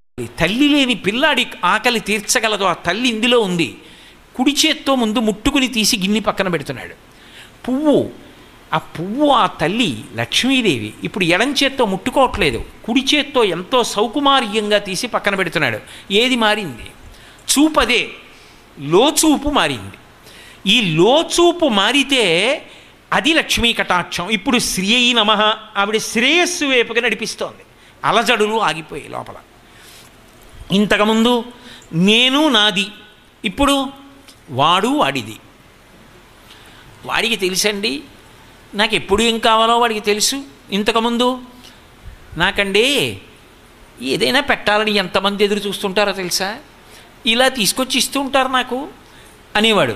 ఇప్పుడు అలా అనడు. ఆ తల్లికి తెలుసు వీడి చేత 4 పళ్ళు దానం చేయిద్దామని నేను ఎలాగో రూపాయి ఖర్చు పెట్టి కొనని, వచ్చిన వాళ్ళందరూ పళ్ళు పచ్చుకొచ్చి అక్కడ పెడితే ఆ వచ్చిన పళ్ళైనా కనీసం వీడితో దానం చేయిద్దామని అమ్మవారు నన్ను 2 రకాలుగా అనుగ్రహించింది. ఒకటి, వీడికి పళ్ళు బాగా రావడానికి ఏం చేస్తే వీడికి పళ్ళు పట్టుకొచ్చిస్తారో దానిగా వీడిని చేస్తాను. 2, వీడికి పళ్ళు వస్తే వీడు తినేస్తాడు, అందుకని మధుమేహం పెడతాను, తినకుండా నలుగురికి పెట్టుకుంటాడు, ఉత్తర జన్మల్లో కాపాడతాను ఈ ఫలం అడ్డుపెట్టి. ఇప్పుడు వాడికి మధుమేహం ప్రసాదం, లక్ష్మీదేవి అనుగ్రహం. అమ్మ నువ్వు ఇది పెట్టకపోతే తినేసి ఉండేవాడిని సుమా, నువ్వు ఇది పెట్టావు కాబట్టి ఇదిగో ఈ పండు ఇంకొకరికి దానం చేస్తున్నాను, పరిపూర్ణ హృదయంతో ఇస్తున్నానమ్మా. ఇప్పుడు ఏది శ్రియం కాదు చెప్పండి నాకు? ఈ మార్పు ఆవిడ ఇవ్వాలి, అది శాశ్వతం. దాని వలన ఉత్తమగతుల వైపుకి వెడతాడు. లేకపోతే ఆవిడ కాదు చెంచల లక్ష్మి, దానిని ఎప్పుడూ అనుభవించగలిగిన సమర్థత మర్త్యలోకమునందుండేటటువంటి మనుష్య ప్రాణికి ఉండదు. ఎందుకంటే ఇక్కడ 2 లక్షణాలు ఉంటాయి. ఈ లోకంలోకి వచ్చాడు అంటే ఖచ్చితంగా 2 లక్షణములు పొంది ఉండాలి. ఒకటి, ఏ శరీరంతో వచ్చాడో ఆ శరీరాన్ని భూమికి అప్పజెప్పి వెళ్ళిపోవాలి తప్ప నేను ఈ శరీరంతో వెడతానండి అని అడిగితే కుదరదు. ఈ లోకంలో ఎంత గొప్పవారు కానివ్వండి, కామకోటి పీఠాధిపత్యం వహించిన అపరశంకరులు చంద్రశేఖరేంద్ర మహాస్వామి వారైనా సరే, చంద్రశేఖరేంద్ర సరస్వతి మహాస్వామి వారైనా సరే, శృంగగిరి పీఠాధిపత్యం వహించిన భారతీతీర్థ మహాస్వామి జీవన్ముక్తులైనా సరే శరీరాన్ని విడిచిపెట్టి వెళ్ళిపోవలసిందే. శరీరం తీసుకెళ్ళడానికి వీల్లేదు. 2, షడ్వికారములు పొందవలసింది. 6 వికారములు ఉంటాయి. కాలంలో ఎప్పుడూ ఉన్నది కాదు, ఒకప్పుడు వచ్చింది. పుట్టినది భవతి అంటారు సంస్కృతంలో. పుట్టినది పుడుతూనే గిట్టి పుట్టకూడదు, పుట్టి ఉండాలి. ఉన్నది పెరిగినది. ఏదో మా అమ్మ కడుపులోంచి నేను వచ్చినప్పుడు కొద్ది చెయ్యి అంత ఉన్నానేమో, ఆ తర్వాత ఇప్పుడు 6 అడుగులు అయ్యాను. పెరిగినది మార్పు చెందినది. జుట్టు తెల్లబడిపోతుంది, శరీరం మీద ముడతలు వస్తాయి, సంధిబంధములు బలహీనపడిపోతాయి, కంటికి కళ్ళజోడు వచ్చింది, ఇలా మార్పు చెందిపోతోంది. మార్పు చెందినది, తరిగినది. మళ్ళీ ఇంత బలంతో పుంజుకున్న శరీరం దహ్యమానం అయిపోతుంది. అంటే పెరిగితే శరీరం అంటారు 50 ఏళ్ల వరకు, 50 తర్వాత దేహం అంటారు. అంటే దహ్యమానము, కాలిపోవడానికి సిద్ధపడిపోతూ ఉంటుంది. అందుకుని కుంచుకుపోతుంది. చూడండి, పిట్టంత అయిపోయారండి ఆయన. ఇప్పుడు ఏమిటో అంత ఉండేవారా, ఇప్పుడు ఎంత ఉన్నారో చూసారా? పిట్టంత అయిపోయారంటారు. చిన్న మనుషులు అయిపోతాడు. మళ్ళీ తరిగినది. ఆ తర్వాత ఏదో ఒకనాడు గోడ మీద ఫోటో అయిపోయినది. అంటే ఆ శరీరము నశించిపోయినది, వెళ్ళిపోయింది. ఏం మిగిలింది అంటే ఆయన చిత్రపటం ఒకటి మిగులుతుంది. గుర్తుపెట్టుకునే కృతజ్ఞుడు ఉంటే ఓ నమస్కారం పెడతాడు. లేకపోతే ఎందుకంటే ఇది ఇక్కడ అనేవాడు రావచ్చు, చెప్పలేము. కాబట్టి ఈ 6 వికారములు ఇక్కడ ఉన్న ప్రతి ప్రాణికి ఉంటాయి. ఈ షడ్వికారములు ఉన్నప్పుడు నువ్వు ఎలా అనుభవిస్తావు శాశ్వతంగా? ఆవిడ చెంచలక్ష్మి ఆవిడ కాదు. ఒకటి, గుణసంపత్తి లేకపోతే వీడి దగ్గర ఉంటే ఇంకా వీడు పాడైపోతాడు, అహంకారం ఎక్కువైపోతుందని వెళ్ళిపోతుంది. 2, అన్ని వేళలా నీవు అవి అనుభవించడానికి నీ శరీరమునకు పటుత్వం ఉండదు, మనసుకి పటుత్వం ఉండదు, జ్ఞాపకమే ఉండదు. జ్ఞాపక శక్తి క్షీణించిపోతుంది. ఆ వస్తువు ఉన్నది అన్న విషయం కూడా జ్ఞాపకంలో ఉండదు. వేడి నీళ్ళ పంపు ఇప్పుతాడు, అందులో చెయ్యెడతాడు. ఏంటి నాన్నగారండి చిన్నపిల్లలాగా మీరు అందులో నీళ్ళు పెట్టడం, నాన్న చెయ్యెట్టారు నాన్నగారు, చూడండి నాన్నగారు ఎలా కాలిపోయిందో అని కొడుకు విసుక్కుని ప్రేమతో బాధపడి తీసుకెళ్ళి అన్నీ కట్టిస్తాడు. ఆ తర్వాత కోడల్ని పిలిచి, అమ్మ కొంచెం వేడి నీళ్ళు తొరిపి పెట్టమ్మా, ఆ ఏదో పంపు గబుక్కుని చెయ్యెడుతున్నాను, ఏమిటో మర్చిపోతున్నానమ్మా అంటాడు. ఏమిటి ఇంతకుముందు 2 గంటలో 3 గంటలో ఉపన్యాసాల శ్లోకాలు తడువుకోకుండా చెప్పినవాడు 2 పంపుల్లో ఎందులోంచి వేడి నీళ్ళు వస్తున్నాయో మర్చిపోయాడు. ఏం చెప్పాలి? కాబట్టి క్షీణించిపోతుంది జ్ఞాపక శక్తి. అప్పుడు నీకు ఉన్నా మాత్రం ఉందని గుర్తు ఎలా ఉంది అలా అనుభవిస్తావు. పోయిందా భోగం? మాకురు ధనజన యవ్వన గర్వం హరతి నిమేషత్ కాలసర్వం మాయామయమిదమఖిలం హిత్వా బ్రహ్మపదం త్వం ప్రవిశ విదిత్వా. అందుకని బ్రహ్మపదాన్ని ప్రవేశించు. ప్రవేశించడానికి శ్రియం కావాలి, అది ఇవ్వాలి ఆవిడ. అది అనపగామిని. అనపగామిని అంటే విష్ణువుతో కలిసి ఉన్నది అన్న ఒక్క అర్థమే రాదు అక్కడ. అపగామిని అంటే పక్కకి వెళ్ళునది అని ఒక అర్థం. అనపగామిని పక్కకి వెళ్లకుండా చూడగలిగినది అని ఒక అర్థం. అందుకే అమ్మవారిని పిలిచినప్పుడు మొట్టమొదట ఏమని పిలుస్తారు? ఎవరిని ఉద్దేశించి పిలుస్తారు? లక్ష్మిని పిలిస్తే అంటే హిరణ్యవర్ణాం హరిణీం సువర్ణ రజతస్రజాం అని జాతవేదో మమావహ. ఎవరు తీసుకురావాలా లక్ష్మిని మాకు? హిరణ్యవర్ణాం, బంగారు రంగులో ఉండేటటువంటి ఆ తల్లి మెరుపు తీగ లాంటిది. హరిణీం, పసుపచ్చటి రంగులో ఉన్న తల్లి. సువర్ణ రజతస్రజాం, బంగారు వెండి ఆభరణములను పెట్టుకున్నటువంటి తల్లి మా కోసం రావాలి. ఎవరు తావాలి? జాతవేదో మమావహ. ఓ జాతవేదుడా తీసుకురా. ఎవరు జాతవేదుడు? జాతవేదుడు అగ్నిహోత్రుడు. శ్రియమిచ్చేత్ హుతాశన ఆరోగ్యం భాస్కరాదిచ్చేత్ జ్ఞానదాత మహేశ్వర. ఆరోగ్యం కావాలంటే సూర్యుడిని ఆశ్రయించాలి, ఐశ్వర్యం కావాలంటే అగ్నిహోత్రుడిని ఆశ్రయించాలి.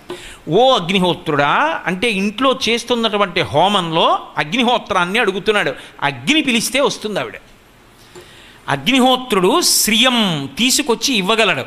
కాబట్టి హిరణ్యవర్ణాం హరిణీం సువర్ణ రజతస్రజాం చంద్రాం హిరణ్మయీం లక్ష్మీం జాతవేదో మమావహ.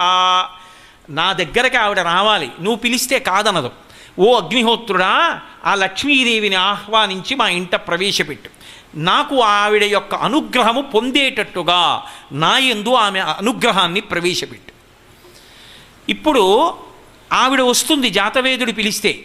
కాబట్టి జాతవేదుడు అంటే బాహ్యంలో అగ్నిహోత్రుడు. అందుకే మీరు చూడండి, ఎప్పుడైనా సరే సూక్త పఠనం చేసేటప్పుడు జాతవేద శబ్దంతో పిలుస్తారు. ఓం జాతవేదసే సునవామ సోమమరాపీయతో నిదహాతి వేద అంటూ దుర్గా సూక్తం. జాతవేదుడు అంటే అగ్నిహోత్రుడు కాదు. జాతవేదుడు అంటే 2 అర్థాలు ఉన్నాయి. ఎవరి నుండి వేదములు పుట్టాయో వాడు జాతవేదుడు. వేదములు ఎవరి నుంచి పుట్టాయి? భగవానుడి నుండి పుట్టాయి, నారాయణుడి నుండి పుట్టాయి.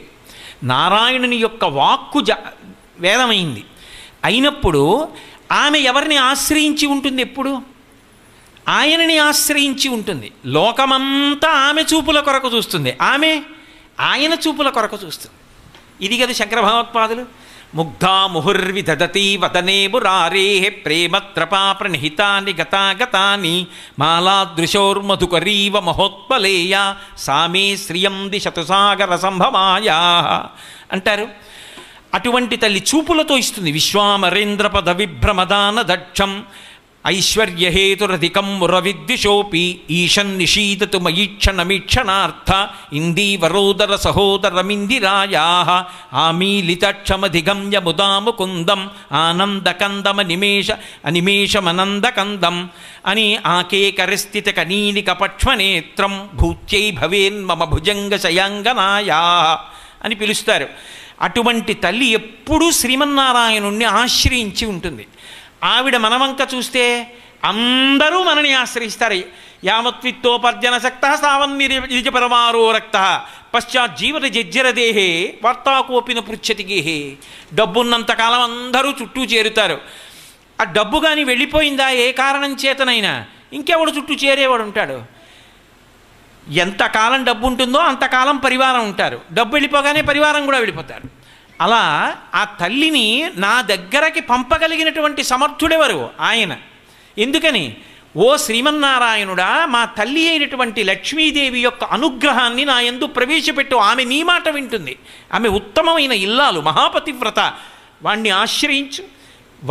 వాడు నిన్ను ఆశ్రయిస్తున్నాడు, వాడిలో ప్రవేశించు, వాడికి అనుగ్రహాన్ని కటాక్షించు, వాడికి భోగభాగ్యాలి అంటే ఆమె నా యందు ప్రవేశిస్తుంది. అందుకని జాతవేద, ఓ నారాయణ నన్ను అనుగ్రహించు. కాదు, జాతవేదుడు అన్న మాటకు అర్థం ఏమిటంటే పుట్టిన ప్రతివాడిలో ఉండేవాడు కాంతి స్వరూపంగా. అందుకే సకల ప్రాణి హృదంతరాళములభ స్వజ్యోతి అయ్యుండు సూక్ష్మకలుండచ్యుతుడయ్యడన్ విరటజా గర్భంబున చక్రహస్తకుడై వైష్ణవమాయగప్పి కురుసంతానార్థియై అడ్డమై ప్రకట స్ఫూర్తి నంచ ద్రోణ సనయ బ్రహ్మాస్త్రమున్ లీలతోన్ అంటారు పోతన గారు. అందరూ ప్రాణుల యొక్క హృదయమునందు వెలుగుతూ ఉంటాడు నారాయణుడు. నీవారస్సూకవత్తన్వీ పీతాభాస్వత్యనూపమా అని చెప్తున్నాం కదా. తెల్లవారి లేస్తే ఇక్కడే చిన్న కాంతి పుంజంగా వెలుగుతూ ఉంటాడు. ఊర్ధమూలమధశాయి, ఆ కాంతి పైకి కిందకి పక్కలకి కొడుతుంటే ఇంద్రియములు పనిచేస్తున్నాయి. అందుకే అదోక్షయుడు, ఇంద్రియములకు అధిపతి అయ్యాడు. ఆయన అనుగ్రహం కలిగితే అంత బాధపడుతున్నాడో బిడ్డడు, వెళ్ళు ఆయనలో ప్రవేశించు, ఆయనకి భోగభాగ్యాలి అంటే అమ్మవారి కదిలొస్తుంది. అందుకని ఓ జాతవేదుడా, లక్ష్మీదేవిని ఆమె అనుగ్రహాన్ని మాకు కటాక్షించు. ఆ తల్లి మా ఇంటికి రావాలి. మా ఇంటికి వస్తే చాలదు, ఆమె నాయందు ప్రవేశించాలి. ప్రవేశించి నాకు ఆ సమర్థతని కృప చెయ్యాలి. అందుకని నన్ను అనుగ్రహించు అని అడుగుతూ ఓ మాట అంటారు. తామ్మావహజాత వేదో లక్ష్మీమనపగామినీం. అనపగామినీం అన్న మాటకు అర్థం ఎప్పుడూ విష్ణువుని ఆశ్రయించి ఉంటుంది. ఎంత ఆశ్రయించి ఉంటుందో తెలుసా? అందులో కూడా ఒక గమ్మత్తు ఉంటుంది. ఆశ్రయించి ఉంటుంది కదా అని చొరవ తీసుకునే లక్షణం ఆవిడకు ఉండదు. ఏదో పోతన గారు అంటారే బలిచక్రవర్తి ఘట్టంలో, ఆదిన్ శ్రీసతి కొప్పుపై తనువుపై అంశోత్తరీయంబుపై పాదాబ్జంబులపై కపోలతటిపై పాలిండ్లపై నూత్న మర్యాదంచెందు కరంబు క్రిందకుట ఆపై నా కరంబొంట మేల్ కాదే రాజ్యము గిజ్జమున్ సతతమే కాయంబు నాపాయమే అంటారు. ఆ తల్లి అందరూ చేత కోరబడుతుంది. ఆ అమ్మ మమ్మల్ని చూస్తే చాలంటారు. ఆవిడ ఆయన నా వంక చూస్తే చాలంటారు. ఓ బాగా ఐశ్వర్యవంతుడు ఉన్నాడు అనుకోండి, ఇలా మన వంక తిరిగి ఏమాయ్ బాగున్నావా దా ఏమిటి మధ్య కనపట్టలేదని భుజం మీద చెయ్యేసి మన్ని కూడా కారు దాకా తీసుకెళ్ళాడు అనుకోండి, మిగిలిన వాళ్ళందరూ ఆయనకి బాగా పరిచయం ఉందండి, ఆయన ఇంతమందిలో పిలిచాడంటారు. ఆయన పిలిచాడు కదా, ఆయన భుజం మీద చెయ్యేశాడు కదా అని ఎవరిని పిలిచాడో ఆయన కూడా బాగున్నానండి అని చెయ్యేస్తాడా? వెయ్యడు. లక్ష్మీ కటాక్షం ఉన్నవాడే నూత్న మర్యాద అంటే ఆయన చేస్తే మర్యాద, అది ఈయన చెయ్యడు, అది నూత్న మర్యాద, అది మర్యాదలకు మర్యాద. లక్ష్మీదేవి విష్ణువు పట్ల నూతన మర్యాదతో ఉంటుంది. విష్ణువు ఆమె బుగ్గలు ఇలా పుణికాడు అనుకోండి, ఆవిడ ఆయన బుగ్గలు ఇలా పుణకదు. నా అదృష్టం, ఆయన నా బుగ్గలు పుణికా, అందుకని కపోలతటిపై అన్నారు పోతన గారు. సంతోషిస్తుంది. అటువంటి తల్లి అనపగామిని, ఆయనతో కలిసి ఉంటుంది కాబట్టి ఆయనతో కలిసి వస్తుంది. కానీ అపగామిని అనపగామిని వ్యతిరేకార్థంగా తీశారనుకోండి, అప్పుడు దాని అర్థం మారిపోతుంది. అపగామిని అనపగామిని అయింది అన్న మాటకు అర్థం ఏంటంటే గండి కొట్టకుండా చూసింది అని అర్థం. ఓ ప్రవాహం వెళ్ళిపోతుంది అనుకోండి, నేను మధ్యలో గండి కొట్టాను అనుకోండి. గండి కొట్టడం అంటే మధ్యలో దాన్ని తవ్వి పక్కకి దారి చేశాను అనుకోండి, వెడుతున్న నీరన్నీ కూడా అటువైపుకి వెళ్ళిపోతాయి. గండి కొట్టేసింది అన్న మాటకు అర్థం ఏమిటంటే అసలు ఆవిడ అన్నిటినీ ఎందుకు ఇచ్చిందో, పద్మాసనస్థయై ఏ విభూతులు ఇచ్చిందో ఆ ఇచ్చిన విభూతులన్నీ కూడా గండి కొట్టి పక్కకి వెళ్ళిపోతే అపగామిని అయిపోయిందని గుర్తు. అందుకే మాయాస్వరూపిణి అయి మాయాంతరాయాశ్చ బాహ్య అలక్ష్మీ ఉపైతుమాం దేవసఖ కీర్తిశ్చ మణినాసహ అని. ఆవిడ మాయాస్వరూపిణి అయిందా, ఇచ్చిన ఇంద్రియములన్నీ వ్యతిరేకంగా తిరుగుతాయి. మీకు ఒక్క ఉదాహరణ చెప్తాను చూడండి. నేను పెద్ద తలకొట్టుకు ప్రసంగం చేయక్కర్లా. ఆ సీతమ్మే శిశుపా వృక్షం కింద కూర్చుంది. శిశుపా వృక్షానికి ఎదురుగుండా రావణుడు నించున్నాడు. శిశుపా వృక్షం మీద హనుమ కూర్చున్నాడు. హనుమకి ఎలా కనపడుతోంది ఆవిడ? రాజ్యం వా త్రిశిలోకేషు సీతావా జనకాత్మజ త్రైలోక్య రాజ్యం సకలం సీతాయా నాప్నుయాత్ కలాం. 3 లోకములలో ఉండేటటువంటి ఐశ్వర్యాన్ని తక్కెట్లో ఒక పక్కన పెడితే ఈవిడ పాతివ్రత్యం యొక్క శక్తి ముందు 16వ వంతుగా ఆ భోగాలు సరిపోవని చెప్తున్నారు. ఆయనకి మహాపతివ్రత, గొప్ప తల్లి, జగన్మాత, రామచంద్రమూర్తి ఇల్లాలు శిరస్సును అంజలి ఘటించి చూస్తున్నారు. రావణుడికి ఎలా కనపడింది? పిబా విహర రమస్వ భుంచ భోగాం ధననిచయం ప్రదిశామి మేదినీంచ మయి లలలనే యథాసుఖత్వం తైచ సమేత్వలలం తు బాంధవాస్తే. అనుభవైకవేద్యమైనటువంటి ఒక సామాన్య స్త్రీలా కనపడింది. అసలు సామాన్య స్త్రీ అయినా అలా కనపడకూడదు, పరదేవతా స్వరూపం. కానీ ఆయన అలా చూశాడు. ఇప్పుడు చూసి వాడు పాడైపోయాడు. తన మృత్యువు తాను వండుకున్నాడు. అందుకే ఆవిడే చెప్పింది ఆ మాట, ఓరి పిచ్చివాడా, నువ్వు నన్ను వేరొక రకంగా కోరడం ఏమిట్రా? రాక్షసాధమ రామస్య భార్య అమిత తేజస ఉక్తవానసి యత్పాపం తగదస్య మోక్షసే అంది. నన్ను ఎత్తుకొచ్చిన పాపం ఎక్కడ కొడితే పోతుందిరా? నువ్వు చచ్చిపోవడానికి నన్ను తీసుకొచ్చావు. ఇప్పుడు అలా చూసి చచ్చిపోతున్నాడు. ఇలా చూసి హనుమ భవిష్యత్ బ్రహ్మ చిరంజీవి అయ్యారు. ఇంద్రియములే ఒకడిని ఏం చేసాయి? సర్వనాశనం చేసాయి. ఇంద్రియములే ఒకడిని ఏం చేసాయి? ఉన్నతగతుల వైపుకి తీసుకెళ్ళాయి. ఇంద్రియములు ఇద్దరికీ ఇచ్చింది ఎవరు? ఆవిడే. ఇంద్రియములకు శక్తిని ఇచ్చింది ఎవరు? ఆవిడే. మరి దారి తప్పుతున్నది ఎవరి చేత? బుద్ధి సక్రమంగా ఉండకపోవడం చేత. అది అడిగింది. అందుకే ఇహ సంతో నవాసంతి సతోవా అనువర్తసే తథాయి విపరీతాతే బుద్ధిరాచారవర్జిత అని అడిగింది. ఇక్కడ చెప్పేవాళ్ళు లేడా? చెప్తే వినవా? విన్నది అర్థం కాదా? అర్థమైనా ఆచారంలోకి రాదా? ఎక్కడుంది తేడా అని అడిగింది. ఆయన ఆచారంలోకి తెచ్చుకోలేదు. చదువుకోనివాడు కాదు, చదువుకున్నాడు, వేదం అన్నీ తెలుసు, కానీ ఆచరించాడు. పైనున్న ఆయన చదువుకున్నాడు, కానీ ఆచరిస్తాడు. ఎవడు ఇంద్రియములను ఆచరణ చేత నియంత్రించుకున్నాడో వాడు భవిష్యత్ బ్రహ్మ అవుతున్నాడు. ఎవడు ఇంద్రియములను నిగ్రహించలేకపోయాడో వాడు పాడైపోయాడు. ఆవిడ గండి కొట్టిందా, పక్కకి వెళ్ళిపోతుందా ప్రవాహం, ఆవిడ ఇచ్చినటువంటి శక్తులు పక్కకి వెళ్ళిపోయాయి అనుకోండి, అంతే పోయింది. ఆ జన్మ నిరర్ధకమైపోవడం కాదు, ఎన్ని పాపాలు మూట కట్టేసుకున్నాడో ఆవిడ ఇచ్చిన ఆయుర్దాయం కూడా పోతుంది.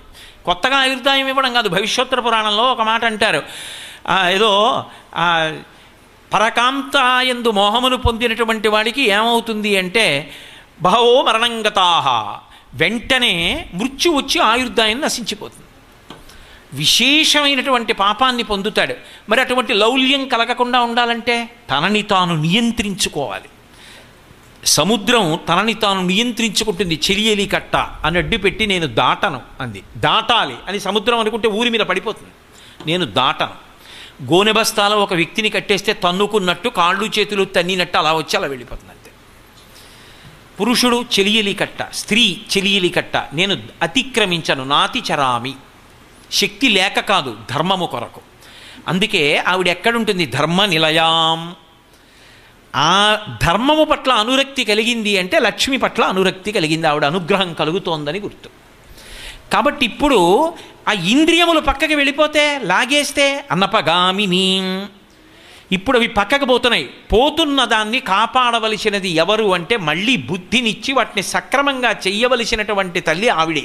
అందుకే శరణమహం ప్రపద్యే, అమ్మా నన్ను నేను నియంత్రించుకోలేను కాబట్టి శరణాగతి చేస్తున్నాను, నువ్వు నన్ను నియంత్రించు, స్వాతంత్ర్యాన్ని తీసుకొని. ఇప్పుడు నాకు చెప్పండి, బాహ్యంలో కేవలము ఐశ్వర్యం ఒక్కదాని దగ్గరే ఆగిందా అమ్మవారి అనుగ్రహం? శ్రియం అంటే శ్రేయో మార్గంలో నడిపించి భగవంతుడి వైపు కూడా నడిపిస్తుందా అంటే నడిపిస్తుంది. ఇది ఎలా ఉంటుందో తెలుసా? మీకు నేను లౌకికమైనటువంటి ఉపమానం ఒకటి చెప్తే మీరు బాగా పట్టుకుంటారు. మొట్టమొదట మీరు ఒక చిన్న ఉపకారం కోసమని ఒక ఆయన దగ్గరికి వెళ్ళారు. వెళ్ళేటప్పటికీ ఆయన ఏదో ఆయన పాపం ఎప్పుడో ఉపకారం చేయడానికి సిద్ధంగా ఉంటాడు. మీరు వెళ్ళేటప్పటికీ ఆయన హావభావాలు, ఆయన మంచితనం, ఆయన మాట తీరు, అయ్యో ఏం కావాలండి, కూర్చోండి, మంచినీళ్ళు తాగుతారా, అయ్యా తమరికి నేనేం చేసి పెట్టగలను అని అడిగాడు. ఏం లేదో సుత్తి కావాలండి, మీకు కొట్టుకోవాలి, తప్పకుండా ఉండండి తీసిస్తాను అని ఏదో బల్ల వేసుకుని పైకెక్కి ఎక్కడి నుంచో తీసి చేతులంతా మట్టి చేసుకుని పట్టుకొచ్చి ఇచ్చాడు.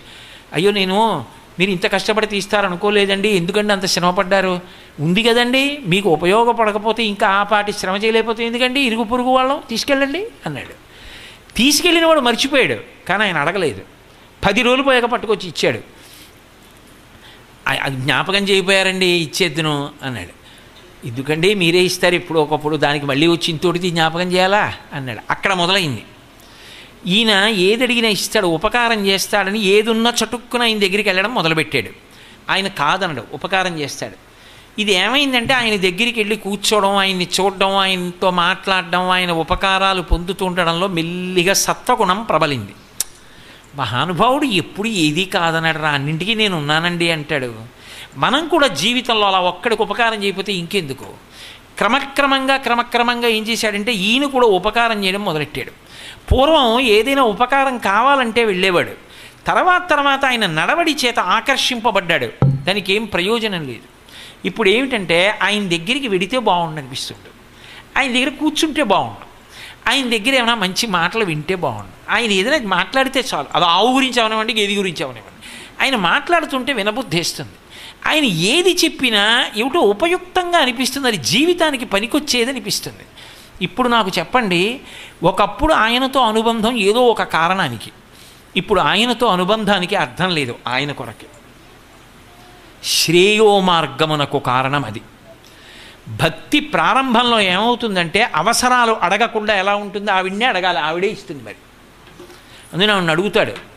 కానీ ఏం ఎన్ని ఇచ్చింది, దీర్ఘాయుర్దాయం ఇచ్చింది, ఆకలి ఇచ్చింది, దాహం ఇచ్చింది, అన్నం ఇచ్చింది, నీళ్ళు ఇచ్చింది, ఊపిరిచ్చింది, ఆరోగ్యం ఇచ్చింది, కొడుకునిచ్చింది, కూతురునిచ్చింది, కన్యాదానం చేయించింది, కొడుక్కి ఉద్యోగం ఇచ్చింది, మంచి భవనం ఇచ్చింది, ధనం ఇచ్చింది, ధాన్యం ఇచ్చింది, వాహనాలు ఇచ్చింది. ఎన్నాళ్ళు అడుగుతావు? ఇంకా నాకేమి అడగాలని కాదు, ఇన్ని ఇచ్చిన ఆ తల్లిని చూడకుండా ఉండలేక, ఆ తల్లి దగ్గరికి వెళ్ళి ఒక్క స్తోత్రం చేయకుండా ఉండలేక, ఇప్పుడు ఆవిడ దగ్గరికి వెళ్ళడం, ఆవిడ్ని స్తోత్రం చేయడం ఆవిడ కోసమే అంతే. ఇది పండడం, ప్రేయో మార్గం నుంచి శ్రేయో మార్గం వైపుకు వెళ్ళిపోయాడు. గండి పడితే అపగామి నీం పక్కకి వెళ్ళిపోయాడు. పక్కకి వెళ్ళకుండా అనపగామి నీం. ఇది ఒక కోరికతో మొదలెట్టి నిన్ను అడగడం అన్నది ఏమీ అడగకుండా, అమ్మ నీ మీద ప్రీతితో కళ్ళు మూస్తే నీ రూపాన్ని చూస్తూ ధ్యానం చేస్తూ పొంగిపోవాలి. ఎంత చేతులు వణికిపోతున్నా కాస్త పసుపు కుంకం నీ పాదాల మీద వెయ్యాలి. కొడుకు పూజ చేసినా, పెద్దవాడిని అయిపోయినా వచ్చి ఆఖరణ నీరాజనం అయినా కళ్ళకద్దుకోవాలి. ఆ కుర్చీలో కూర్చున్నా మానసికంగా నిన్ను పూజ చేయాలి. అమ్మ నిన్ను ఏం అడగనమ్మా, సిగ్గేస్తోంది, నాకు ఏమి ఇవ్వలేదమ్మా, నువ్వు అన్నీ ఇచ్చావమ్మా, ఇంకా నిన్ను అడగడానికి ఏం మిగల్చలేదు నాకు. కానీ అమ్మ ఏమైపోయిందంటే నీతో ఈ అనుబంధం ఇలా ఏర్పడిపోయి నిన్ను స్మరించకుండా ఉండలేను, అందుకు స్మరిస్తున్నానంతే, నాకేం కోరికలు లేవమ్మా, ఇప్పుడు నాకేమైనా అవసరం ఉంచితే కదా నువ్వు. ఇది క్రమంగా ఏమవుతుందంటే నేను అడగవలసిన అవసరం ఏముంది, అడిగితే ఇచ్చిందా, ఆ తల్లే చూసుకుంటుంది. ఇప్పుడు రక్షకురాలిగా స్వీకరించాడు, ఆమె యందు బహుళముగా ప్రీతి పెరిగిపోయింది. అది శ్రేయో మార్గంలో చివరికి ఏమైపోతుందంటే కష్టమునందు సుఖమునందు ఆమె స్మరణ శాంతికి కారణమవుతుంది. నిన్ను సేవింపగ నాపదల్పడమని నిత్యోత్సవం బబ్బని జనమాతృండనని సంసార మోహంబు పైగొనని జ్ఞానముగల్గని గ్రహగతులు కుందింపని మేలు వచ్చిన రాణి అవి నాకు భూషణములే శ్రీకాళహస్తీశ్వర. తలుపు సందులో వేలు పడింది, అమ్మా అని జగన్మాతను తలుచుకున్నాడు. అందుకే అంటారు, ఏదో కొట్టబడిన చోట, ఆర్తులై తూలిన చోట, సర్పముఖ పీడలు పొందిన చోట, విష్ణు భవదూరిని పేర్కొని రేని కాలుని యాతనావితతి పౌనరు పొందరు దుఃఖభావములు. ఎప్పుడూ ఆయన్ని స్మరించడం అలవాటైపోయింది. ఒకనాడు ఊపిరి అందట్లేదు, అప్పుడు ఆయన్నే స్మరిస్తూ వెళ్ళిపోతాడు. ఇది శ్రేయో మార్గం అంటారు. ఈ శ్రేయస్సును కూడా ఎవరు కటాక్షిస్తారు అంటే ఆ తల్లే అనుగ్రహిస్తుంది. క్రమక్రమంగా అందుకే లక్ష్మి చివరికి ఎవరైపోతుందంటే ఎవరి భక్తి వారికి లక్ష్మి. అందుకే రామాయణంలో లక్ష్మీ సంపన్నుడు లక్ష్మణుడు అయ్యాడు. ఏ ఐశ్వర్యం పొంది? ఏమిటి లక్ష్మణుడు మూట కట్టుకున్నాడు రామాయణంలో?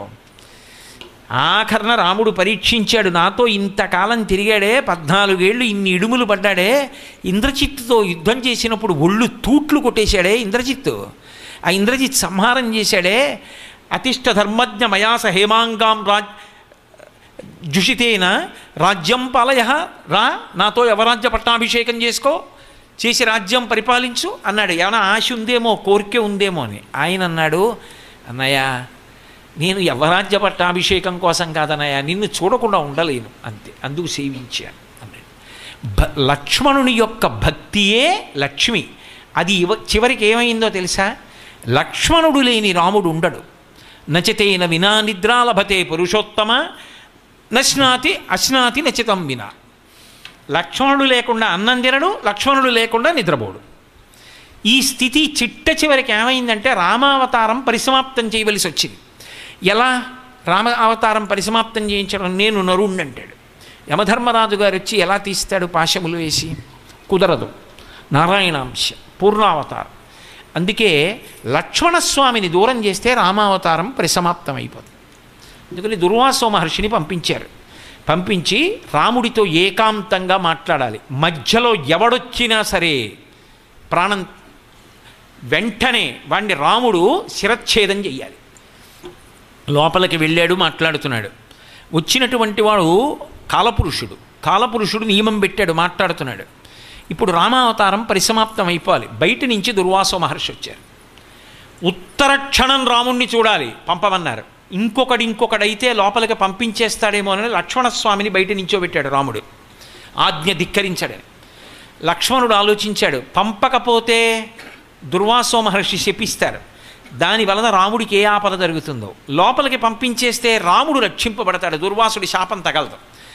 రాముడు ఏం చేస్తాడు? ఆజ్ఞని ధిక్కరించాడు కాబట్టి తనని శిక్షిస్తాడు. రాముడి కోసం శిక్షింపబడినా పర్వాలేదు, అది ఆఖరికి ఎంత శిక్ష అయినా పర్వాలేదు, రాముడి కోసం అనుభవించేస్తాను. నా అన్న క్షేమంగా ఉండాలి.